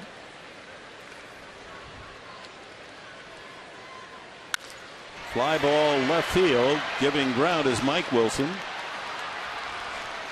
Makes the catch, and Patterson returns to first. Chase Headley has struck out and walked tonight and stolen his 5th base. Hey, Dick, remember I was giving rave reviews about the training staff earlier? Right. Yeah, I've got to give kudos where kudos are due because I left a few people out. Rick Stauffer, the physical therapist, does a great job. Philip Kerr, the massage therapist, awesome. And Jimmy Malone, the strength and conditioning. Yeah, these guys get the duct tape out, the stapler, and you know, they keep these guys together to keep them working so they get out on that field. Now you go to the clubhouse after a game, immediately after, and it looks like a war zone down there. Everyone bandaged up. Big, heavy ice bags on shoulders and knees and hips. Well, the reason why I wanted to talk nice things about Philip Kerr, massage therapy, I'm looking for a massage after the game, possibly. I know what you're working on. That wouldn't feel too bad. No. We should have. Why don't we have a masseuse? I don't know. There's room here. You know, we got all this room behind us. We could get a nice table going there. Sure, in between innings. A little soft music. You know how they do that. No. You play almost. It's almost like an Oriental, Asian kind of feel. You know, just soothing.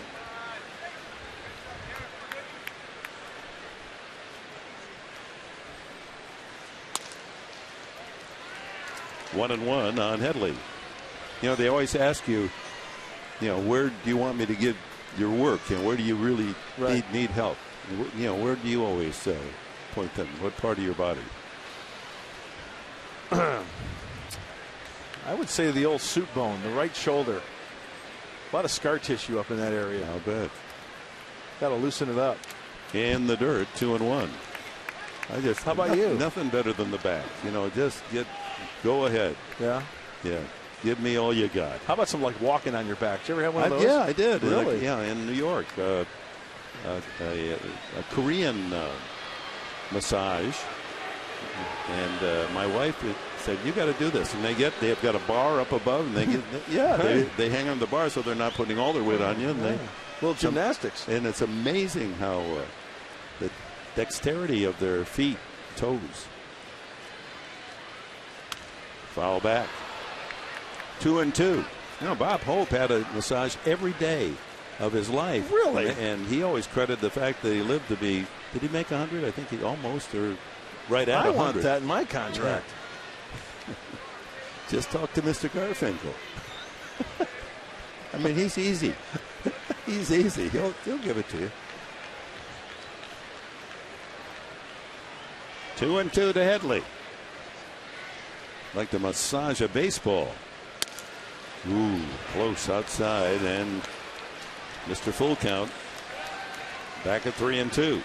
It's unbelievable. It's uncanny how many times he works the count full. Took a pretty good pitch there. Padres need base runners.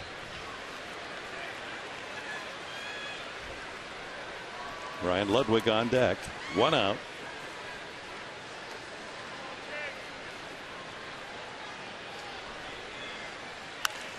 And he fouls it off. That's one of the reasons he gets to 3-2. He fouls off more pitches than most of the Padre hitters. And then the pitchers try to nitpick a little bit off the plate. And Chasey's got a good eye.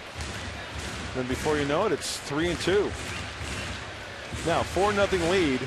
Is Pineda going to try to challenge him with a fastball? Will he put a little wrinkle in one? Backdoor slider here. I'm guessing, he doesn't want to give away any free passes. He's going to probably challenge him with a fastball. I would think. Another foul. Like I said, curveball. Slider. Headley leading the Padres in walks. That's no surprise. And he's among the leaders in the National League. He walked earlier, and that was his 27th of the year.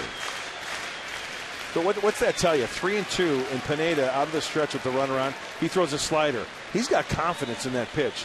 And that's why this guy's head and shoulders above other 22-year-olds. Check his birth certificate, huh? Struck him out on another tough running pitch. 94, but a fastball that had action. Yep. That's strikeout number 6. And that's exactly where Miguel Oliva was set up. Inside part of the plate. It's down. He misses down, but that's too good of a pitch to lay off, and Chase goes down swinging. Pitch track said it was right there. Yep. It would have been strike 3 called. Ludwig comes up. Fouled to first, fly to center. His hitting streak in jeopardy, 9-game streak. Batting .457 in the 9 games with 4 home runs. Patterson with the leadoff single here in the 6th. Still there at first base.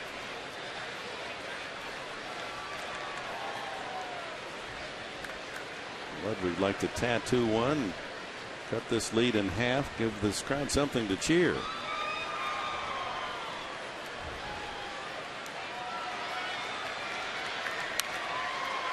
Good cut. That's going to fly into one of the booths just off to our right.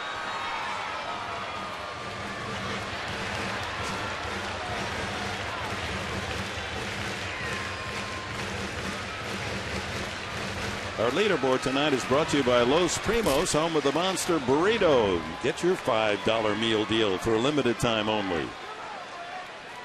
So Ludwig at 9 in a row. One of the leaders.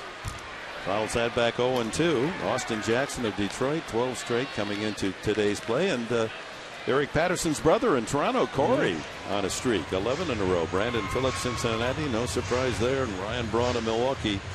And they'll have more than one hitting streak, 10 games or more this season. Well, when you get in the double digits, that's tough to do, I think. Hitting streak in 10 games, it's tougher than it looks, I think. And you think about Joe DiMaggio. Oh, I know. Fouled it back. 95. So he hasn't lost anything off the fastball. He's now thrown 85 pitches. Another impressive thing about Pineda is that I think he's changing speeds on his fastball. We've seen 90 to 97 on the fastball. So essentially that's 2 pitches.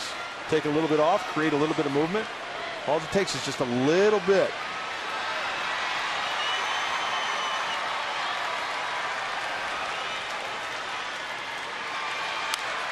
Popped him up. Calling is Jack Wilson, the second baseman. And the inning is over. Leadoff single Patterson. No movement from there. And we've completed 6 at Petco. Seattle 4, Padres 0.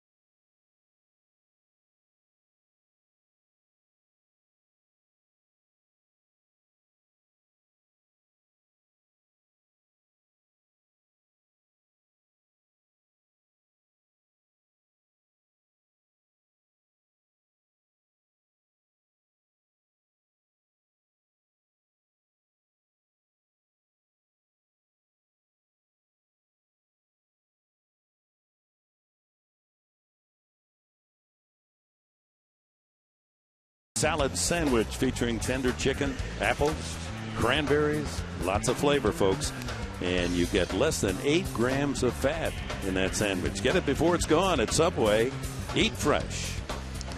With Mark Grant, Dick Enberg, pleased you've joined us here at Petco Park on this Saturday night. Mariners and Padres, middle game of 3, and then the Cardinals come in Monday, Tuesday, and Wednesday afternoon. So where Albert Pujols didn't homer again today. He's gone 97 at-bats without a home run. Is that impossible? I heard they sent him down today to AAA. Good. He deserves that. I mean, what has he done lately? Meanwhile, Arizona playing tonight.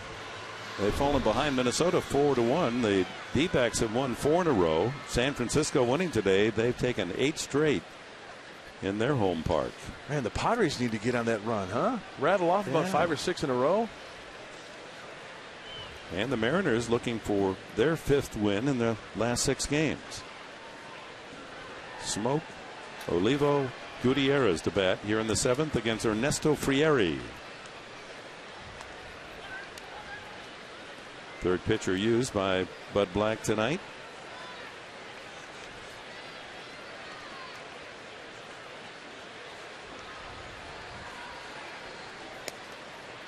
Breaking ball strike. Good curveball from Frieri is 1-1. ERA 1.96. 22nd appearance for Ernesto. Batting average against .214. Last time out for Ernesto was on Wednesday against the Brewers, 2/3 of an inning. Foul tip. Loved by Phillips. Now that's the Ernesto we know and love, getting ahead 1-2. That rising fastball, it's almost like that fastball looked like it was going uphill. I know that's impossible, but sometimes he works underneath it and gets that good fuzz up in the zone. Out of play.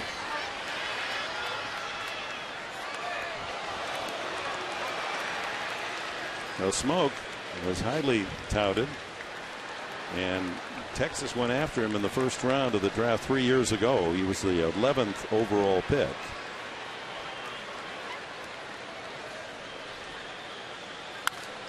High pop up, that'll make the seats. A double in 3 trips for this young guy tonight.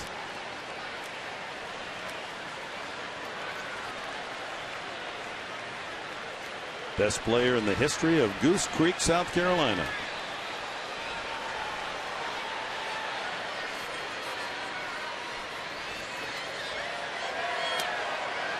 Just missed the outside corner with a curveball. 2-2. South Carolina, that's more like football country, right? NASCAR, right? You bet. I'd like to do a Google search. How many big leaguers from South Carolina? Oh, there have been their share. They play some ball. Line drive, almost got Frieri. Back of second is Hudson, or Gonzalez rather, to make the play. They had the shift on, and Gonzalez was playing almost, maybe 10 feet on the shortstop side, and it paid off. How did that miss him? Did that go through his legs? Tough to tell because of the white uniform and the white baseball. It might have went behind him a little bit. Still tough to call. Anyway, ball hit hard. Great positioning by the Padres. Good curveball, and Oliva looks at strike one. He's flied out, popped to second, and walked.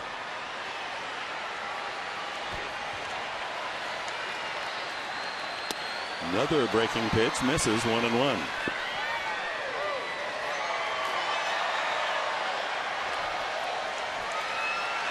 .168 major leaguers have been produced in the state of South Carolina. Swing and a miss, and Oliva going for the downs. 1-2. How about Jim Rice? Was he any good? Jim Ed, Hall of Famer. Willie Randolph. Pretty good. And here's player. mine, Shoeless Joe Jackson. Really? Should be in the Hall of Fame. I agree. Foul tip, strike three. Well, coming up, the Hyundai's 7th inning stretch. Stretch your dollars at your San Diego Hyundai dealers. You get more MPG, more value, double the warranty. Shop online at SanDiegoHyundaiDealers.com.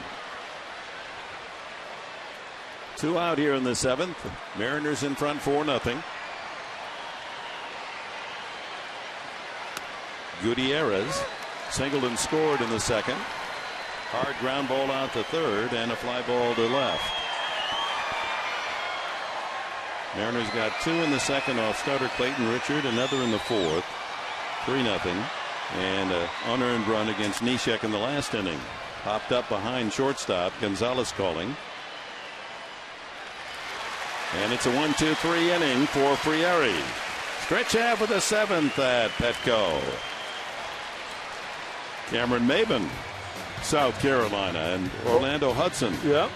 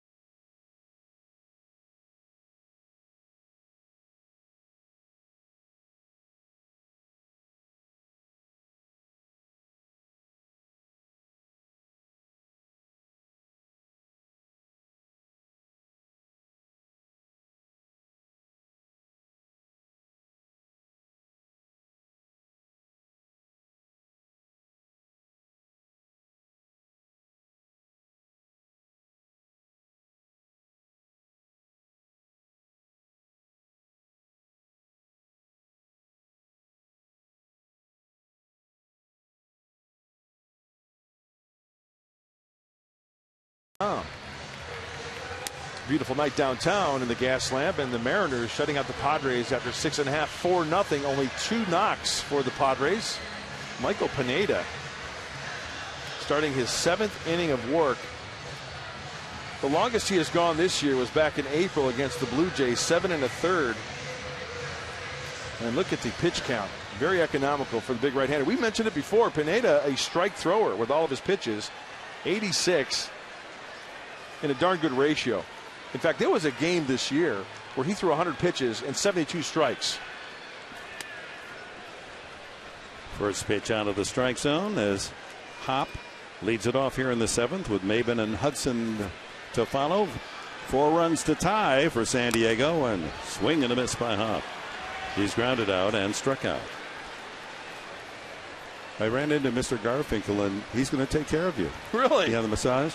It's got one of those wooden things with the balls on it, and you just, like a back scratcher? Yeah, and then it just has those little rollers on it, so you roll them over your muscles. And hey, that's good enough for me. Self-massage. Does it?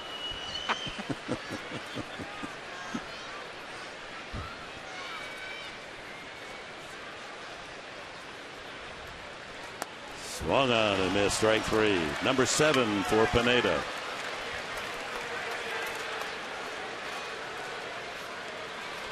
Yep, as advertised, he's a good one. Maben is struck out and popped to second. To correct myself, Maben was from Carolina, but not North Carolina. Hudson is a South Carolinian.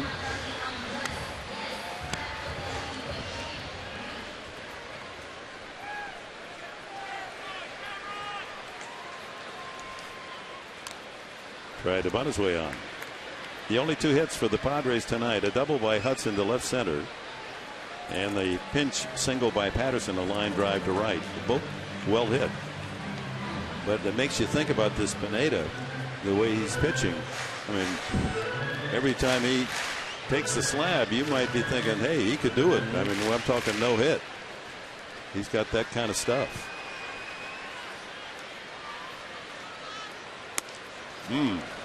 96. Daring Maven to hit that one. Only one outing. This is his 9th start this year, but previous starts, only one outing did he give up more hits than innings pitched. That was at Baltimore. 6 innings, 7 hits. Every other time out, fewer hits than innings pitched. Foul, watch out. What was his shortest stint? His shortest stint this year, it's a tie. 1, 2, 3, 4, 5 times, 6 innings. So he's never left the game early. Right. I mean, that's a quality start. Yep. 2-strike pitch. Got him again. 8 strikeouts. He's having it his own way. Stay tuned for the Saquon Casino postgame show from our Channel 4 studios. John Weisbarth and Bob Scanlon standing by. Saquon Casino. Get away for the day at Saquon Casino.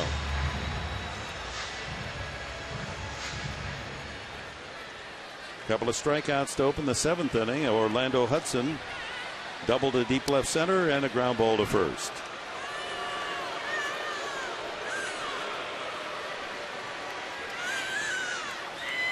Pitch count nearing 100 for this 22-year-old Pineda. Oh, winging it a whisper. His high, as far as the pitch count is concerned, is 103. That was his 2nd start against the Jays in April. He's a strikeout per inning pitcher, as we told you earlier. 9.1 strikeouts per 9 innings pitched, this rookie. While allowing only, coming into this game, 13 walks. He's walked only 1 this evening. 2 balls and a strike to Hudson.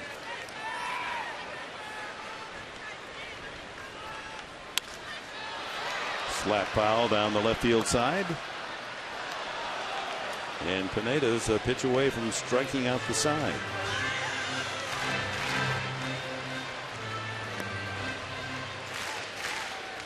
That was his 98th delivery.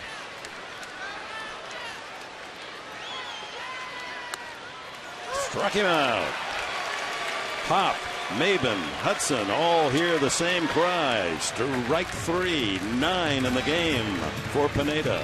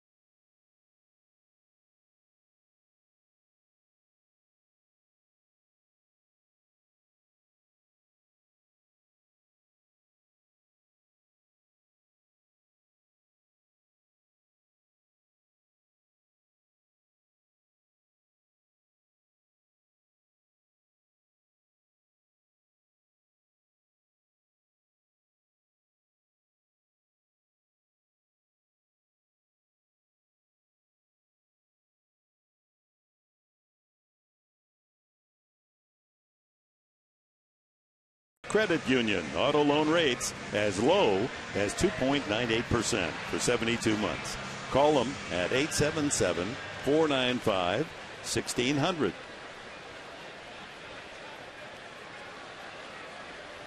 Frieri stays in to work the 8th inning. It'll be Ryan and the Wilsons to bat for Seattle, a 4-0 lead. Foul back. Ryan, an infielder, scored, hit by a pitch and scored, and walked in the 6th inning. So he is 1 for 1 officially tonight. And impressive young Mike Wilson on deck. We like the looks of the left fielder last night, Carlos Peguero. They've got 2 young players here, a left-handed hitter, right-handed hitter. Looks like they'll give a little more pop in that batting order. Peguero last night stole a homer from Jorge Cantu, tripled, knocked in a run himself. Oh, that's a big breaking pitch, and where'd that didn't miss? Get the call. Pretty good pitch.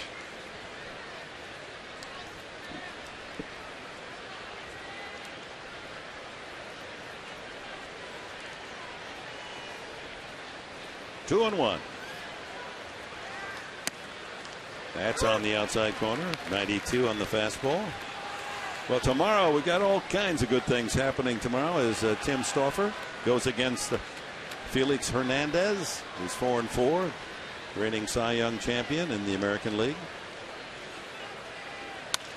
Fly to right. Venable racing toward the line and can't get there. It's a foul ball. Well, first of all, it's breakfast at the park. I know a lot of folks have taken advantage of that. Nice way to start the Sunday. It's going to be Little League day 2. We're going to have thousands of Little Leaguers with us. We always look forward to that. They bring all that enthusiasm. Then it's Cap Day, the first 8,000, 14 and younger. Right. They get a Padres cap. And we salute the Navy as well tomorrow. So it's going to be a great big day at the ball yard. You bet. 1 o'clock start, and then we start at 1 o'clock. And there's the information. Still, you can order your tickets. Padres.com. Save some money as well. And don't forget, Sunday's Fun Day, Run Day. And watch out, Felix Hernandez. Oh, yeah. He's shaking in his boots right about now. 3-2. High fly, center field. Maben gives some ground to make the catch. Brendan Ryan finally makes out. Mike Wilson, 2 for 3. RBI single, RBI double, and a long out to center.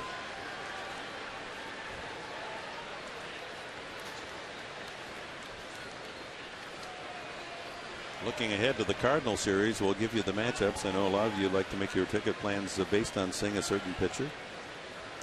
Foul back. Monday night, it'll be Dustin Mosley against Kyle Loesch. Loesch is 5-2. Aaron Harang goes Tuesday night against Kyle McClellan. McClellan 6-1. That's the 2-for-1 special night Tuesday, don't forget. Okay. The upper reserved area in right field. Swing and a miss. Moved the fastball by him. And Wednesday afternoon it'll be Latos and Chris Carpenter. Carpenter's 1-4. You love him. That's one of your favorites. Yeah. Looking for Matt Latos to have a good outing.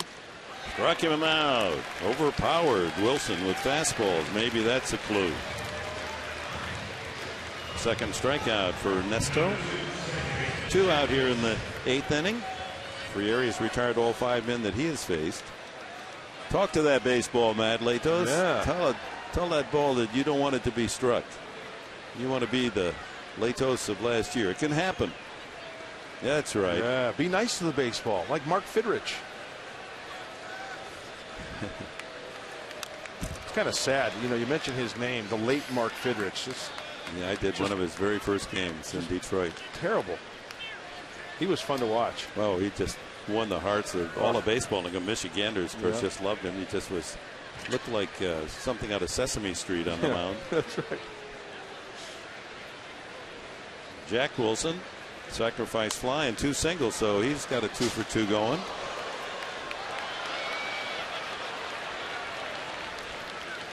So again tonight, 6th, 7th, and 8th hitters have produced 3 RBIs, 5 hits.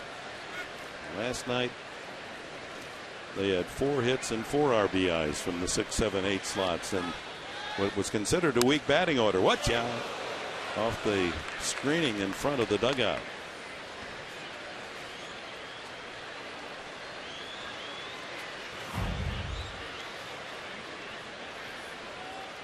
Boy, he missed that one. Oh, a little late, you think? Thank goodness for that screen in front of the dugout there. Fly ball center field. Maben coming in for it. And the inning's over. So Friere works a pair of 1, 2, 3 innings. 6 up, 6 down from his offerings. Bottom of the 8th. 4-0 Seattle.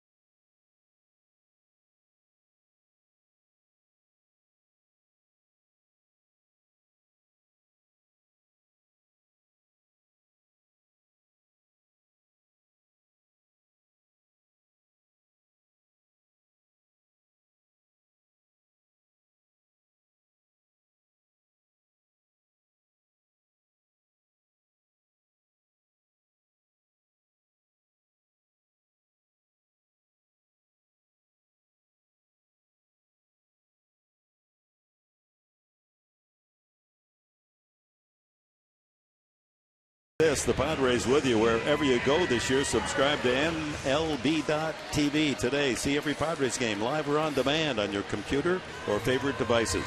Visit Padres.com to order and get more details. MLB.tv, baseball everywhere. And the good news is Michael Pineda is out of the game. David Pauly taking over here in the 8th inning. So Pineda worked 7 innings of shutout ball, 2 hits, 1 walk, 9 strikeouts. Pauly's first pitch to Kyle Phillips in for a strike. He was originally drafted by the Padres back in 2001 in the 8th round. A couple of seasons, a few games for the Red Sox. Last year was his first full season in Seattle. 4-9, mostly as a starter. 4.07 ERA. That one sliced down the left field line, but into the crowd, first row.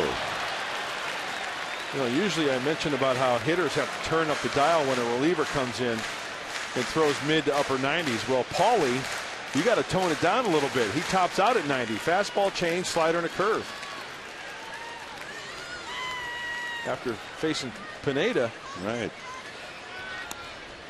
It's like facing Jane Pauly. Curveball. No. Good one, Professor. I like it. He's from Longmont, Colorado. Ground ball, foul. Well, Phillips would especially like to get a base knock here and playing in front of his brother.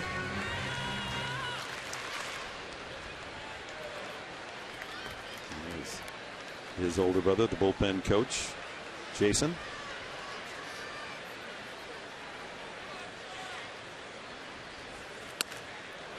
Misses away. 2-2. Well, with Pineda out of there, let's see if the Padres can't get something going here in the 8th inning. Well, the Mariner bullpen, 4.25 ERA, the 10th in the American League. Foul tip. Strike 3. Changeup. Wasn't a foul tip. That sound you heard was the ball apparently hitting the dirt. And that's 4 consecutive Padres that have struck out. Pineda finished his work in the 7th inning, striking out the side. Well, it's the changeup, and that ball bounces in the dirt, and Kyle was pleading his case. No, he didn't even come close to that. Ball in the dirt, and Olivo applies the tag for the out. Alberto Gonzalez takes a strike. He is grounded twice to the second baseman, Jack Wilson. Jorge Cantu on deck.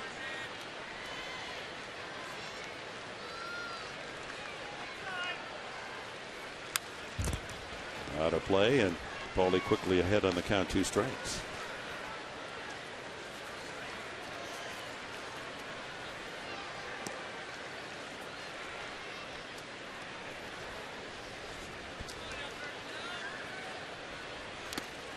Oh, Gonzalez goes after a ball in the dirt as well. 5 straight Padres have struck out. You get a lot of strikeouts if they go after that ball bouncing in there. You know, change up, and that was the malady all too common in April, and the Padres lead the National League, striking out more than any other team, and building their resume tonight. That's 11 strikeouts. Cantu takes a strike.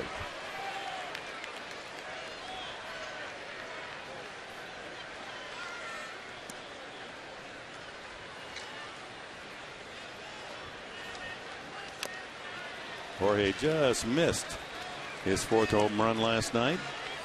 Young left fielder Carlos Peguero at the wall leaped up and took it right out of the seats. Turned it into a double play, a key moment. That would have been a 2-run homer. Put the Padres right back in the game.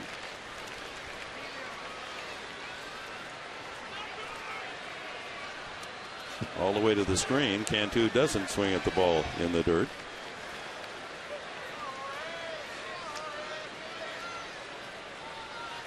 So the Padres, counting this inning, have gone 30 innings of this homestand with 1 earned run.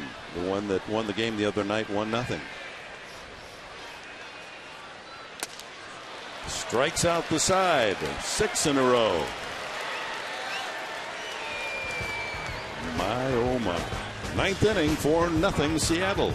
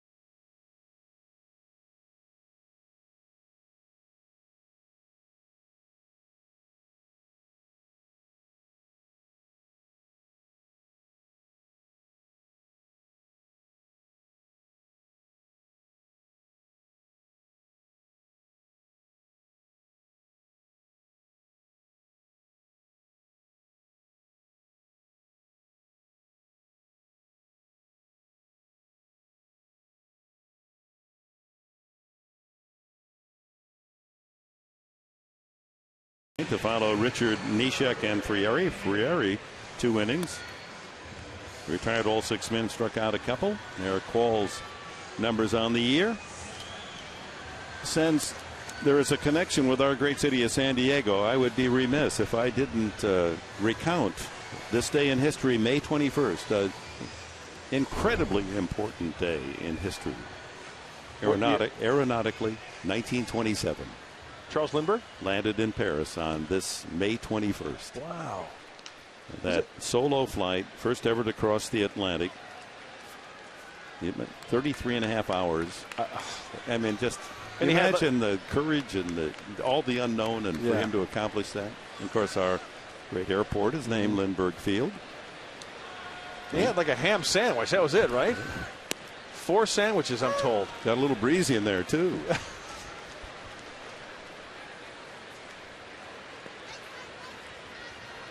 Adam Kennedy, who hit cleanup last night, is pinch hitting. 9th spot for reliever David Pauly. In fact, not only does our director, Tom Saturski, do a great job pushing the buttons, but also just a wealth of knowledge. That plane, the Spirit of St. Louis, was built here in San Diego. That's the connection. Ryan Aircraft, yeah. Yeah, right over here as you come down the freeway going to the ballpark. That was Ryan Aircraft. Very cool. 0-2.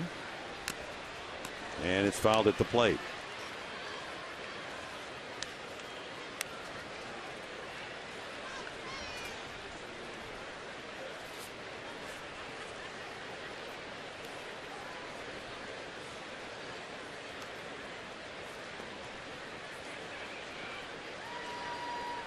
Walls ahead on the count. 2 strikes to the veteran infielder.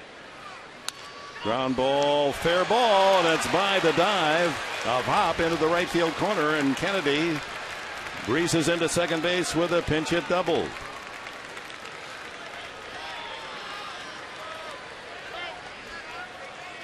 Lindbergh is buried. I know we have fans that watch us out in the islands, buried on the island of Maui. And his wife, Ann Morrow, wrote really, I guess, in the sportscast you don't call something lovely, but a lovely book. Gifts of the Sea or From the Sea. I mean, it's a wonderful read, and it's just the beautiful philosophy of, the waves continue to come, and it's symbolic of our life. We're not going to stop it. And there's at Lindbergh Field. Charles Lindbergh, and of course they had their own personal tragedy. It's amazing he fit inside that plane and flew all the way across the pond. There's a likeness of that plane hanging in the Smithsonian and in our terminal. Oh, is there really? I haven't seen that one. Have you've been to the Smithsonian, of course? Oh, yes. Is that incredible? It's just amazing what man has conquered, overcome. Back to the mound. Qualls looks back the runner and throws out Ichiro, who is 1 for 4 tonight and 1 for 8 in the series. That's 3 times he's hit back to the pitcher. And then, as long as we're in history, you don't mind me doing this. I love history. Don't let me wander. We got a runner on second with 1 out. I'm going to tell you what happened, and you tell me the date of this next incident that happened on May 21st. The Boston baseball writers denied a press box seat to Doris O'Donnell, a feature writer covering the Indians. They wouldn't let a woman in the press box. You tell me what date, when did that happen? You can think about it. You don't have to answer right away. Sean Figgins grounded twice to short, struck out into a double play, and struck out again. So he's 0 for 4. 0 for 7 in the series. 0 for 8 in the series. Last night safe once, but on an error. Snap throw to second, but not close. Well, one thing about Kyle Phillips, he's not afraid to throw to the bases. He did throw one away, and that was the 4th run tonight, but his aggressive play to be applauded. You know what? I'm doing some thinking here, and if you smell wood burning, that's why. I'm going to guess in the 60s, and here's my reason why. Because, the evolution of women getting more involved with sports, I'm going to guess like early 60s. Low line drive caught by Gonzalez for the 2nd out. In fact, since I was born in 63, I'm going to go with 1963. Well, that's pretty close. Actually, it's 4 years, 7 years earlier, 1957. Oh, okay. But just the thought that those Boston writers, and they had some crusty characters, they're. The word is that when Ted Williams did not win the MVP the year he batted .406, that one of his own writers didn't vote him in the top 10 players in the balloting. that year, and it cost him. That's horrible. The MVP, although Joe DiMaggio hit Right. the 56-game streak, but the last man to hit 400 didn't win the MVP, and his own writers killed the chance for him to win. Wow. But in 57, they locked the doors on a female reporter. You don't belong here. This is a men's press box. Thank goodness times have changed. Strike 1-1. Smoke now batting on the left side. A double and 4 trips. The booing, I think, is because they tried the wave and a part of the stadium refused to be involved, engaged in such ridiculous activity. 1-2. At my funeral, will you do this for me? Just have them play the wave. Have the church go the wave. Yeah, just send me off with a wave, so I can just go with my last moments on thinking about something I've just treasured throughout my life. It's brought so much happiness to me. I'm just crazy enough to do that. You throw that out there, it just might happen.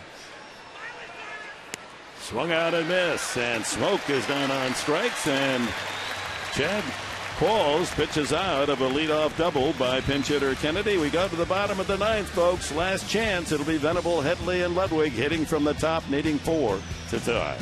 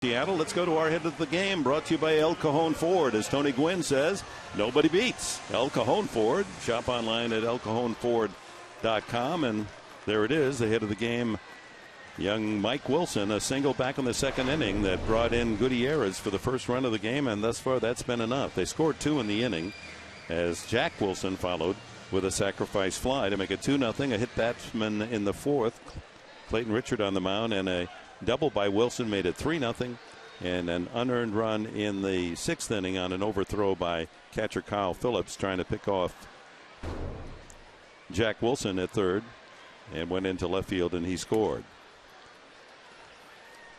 And a new pitcher is Jamie Wright.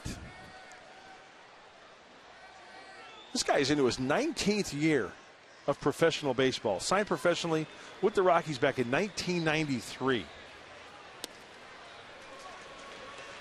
My goodness. 2-0.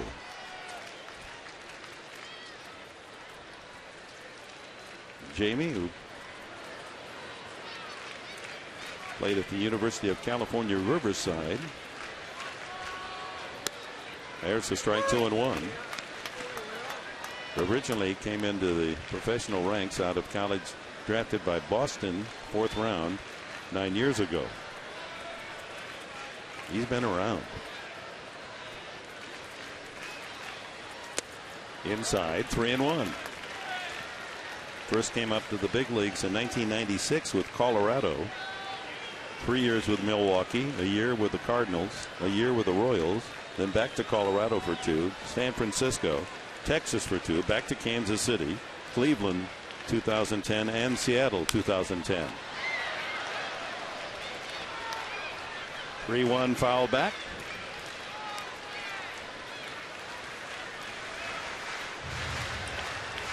Six consecutive Padres have struck out here in the final inning, 7th and 8th. 7 of the last 8 have fanned.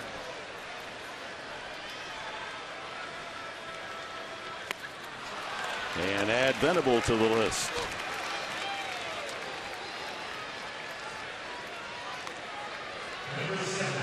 $14. Make that 13 have struck out for the Padres. And a 3-2 slider from Jamie Wright gets Venable swinging.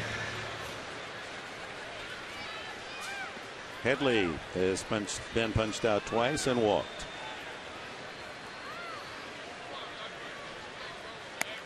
Well, the boys in Alpine at the Firehouse are hoping for a Padre rally. Scott, Pat, Mike, and Chip. They're still with us, huh? Yeah, they watch all the time. All right. Those are my man back there. I bet you can get in some really good old hot stove conversations in the Firehouse there. Those guys are great. 1-1 to Headley. 34,648 here at Petco tonight. We hope to see you tomorrow. You bring some runs with you.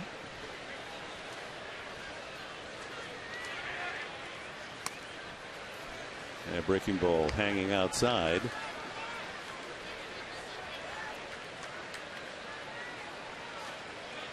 I just have in such full admiration for our fans. I mean, they've really, they're just itching to cheer something. There's a base hit. They can cheer. Those that are left.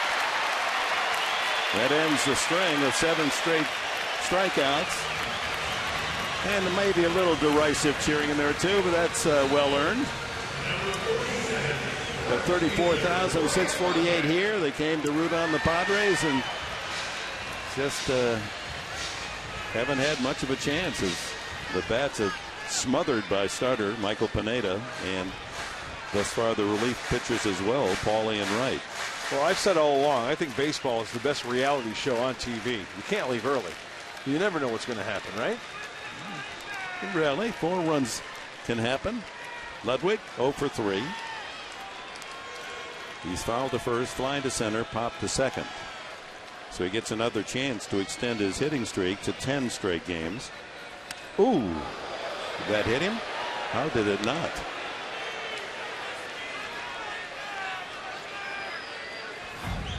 Look how close this comes to the left hand. Right under it.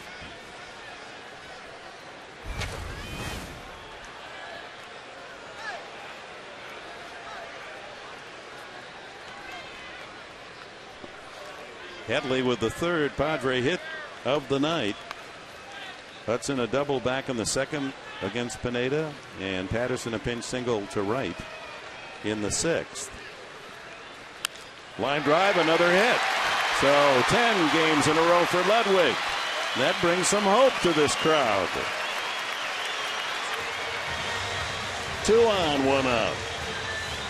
Somehow got to get that tying run up to the plate as Jamie Wright tries to get in the kitchen of Ryan Ludwig, and he gets those hands through nicely. Didn't hit it on the sweet spot, deadened it just enough for that safety to left. That brings up Brad Hopp, and the potential tying run, Cameron Maben, moves into the on-deck circle.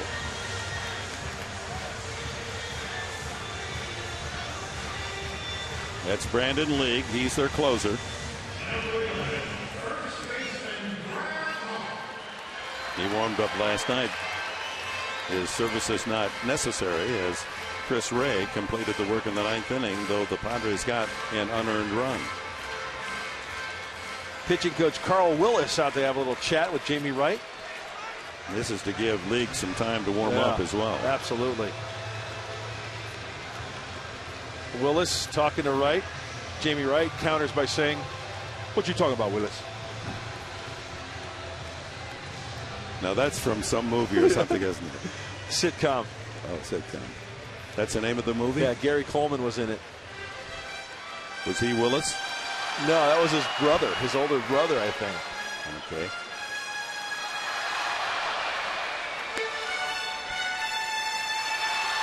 Different Strokes, to be exact, Mr. Enberg. Oh, I do remember Different Strokes. Runners in scoring position, the homestand. San Diego 1 for 19 after hitting over 300 on the road trip. 0 for 4 tonight.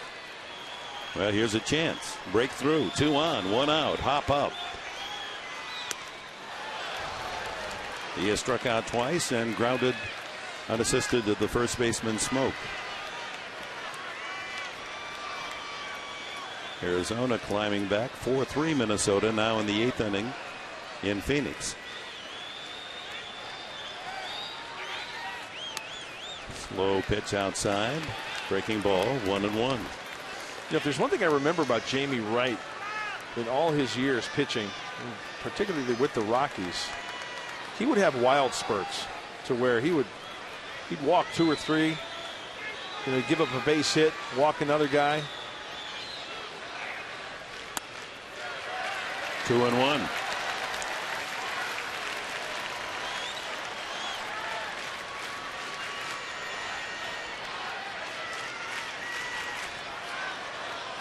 Maben hoping he can get up there with a chance to tie it up. 4-0 here in the 9th. 3-1.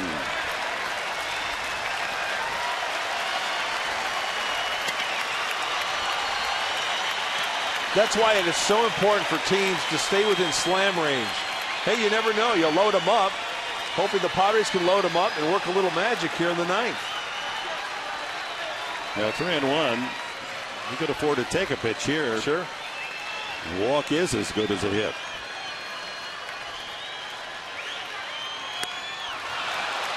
Three and 2. Yep. It was right down the middle. He challenged him. Fastball, 90.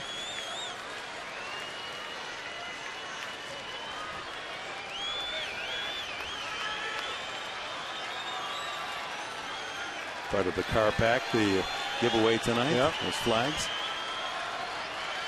3-2. Brad Hop popped him up. Shallow and left. Mike Wilson has the second out. So Jamie Wright battles back from 3-1 down and gets Hop on an easy fly to left. Maben struck out twice and popped up. And now it's up to Maben to try to get on so that Hudson would represent the tying run. Padres now 1 for 20 runners in scoring position on the homestand.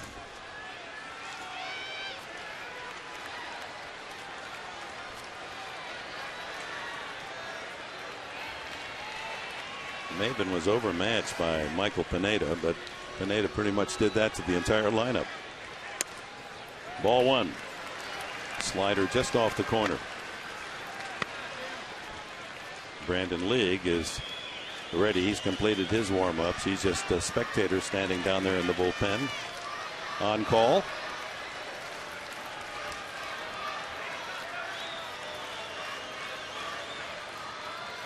Inside, 2-0.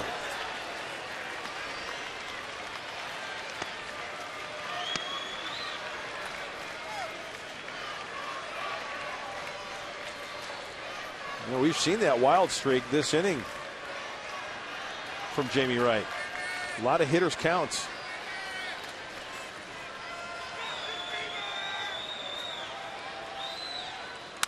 Up the middle. Right behind second. The flip and the game is over. Good play made by Jack Wilson on the foot toss to Ryan for the final out. So the Padres scoring drought continues, and the Seattle Mariner pitching staff is on an incredible roll. Just no one scoring on them, and they're getting great starts, and it'll get a lot easier tomorrow because they have to bring out Felix Hernandez, the Cy Young Award winner. So things are going well for the Seattle Mariners. They started tonight just 2.5 games out of first place. They're now 21 and 24. I didn't see how Texas did tonight, but we'll get you that information to see if they've even gained down the Rangers. They lost, so they're only a game and a half out of first place. Eric Wedge's team, with that super pitching, wins again. 5 out of 6 for the Mariners. 4-0 the score. We'll have the totals for you right after this.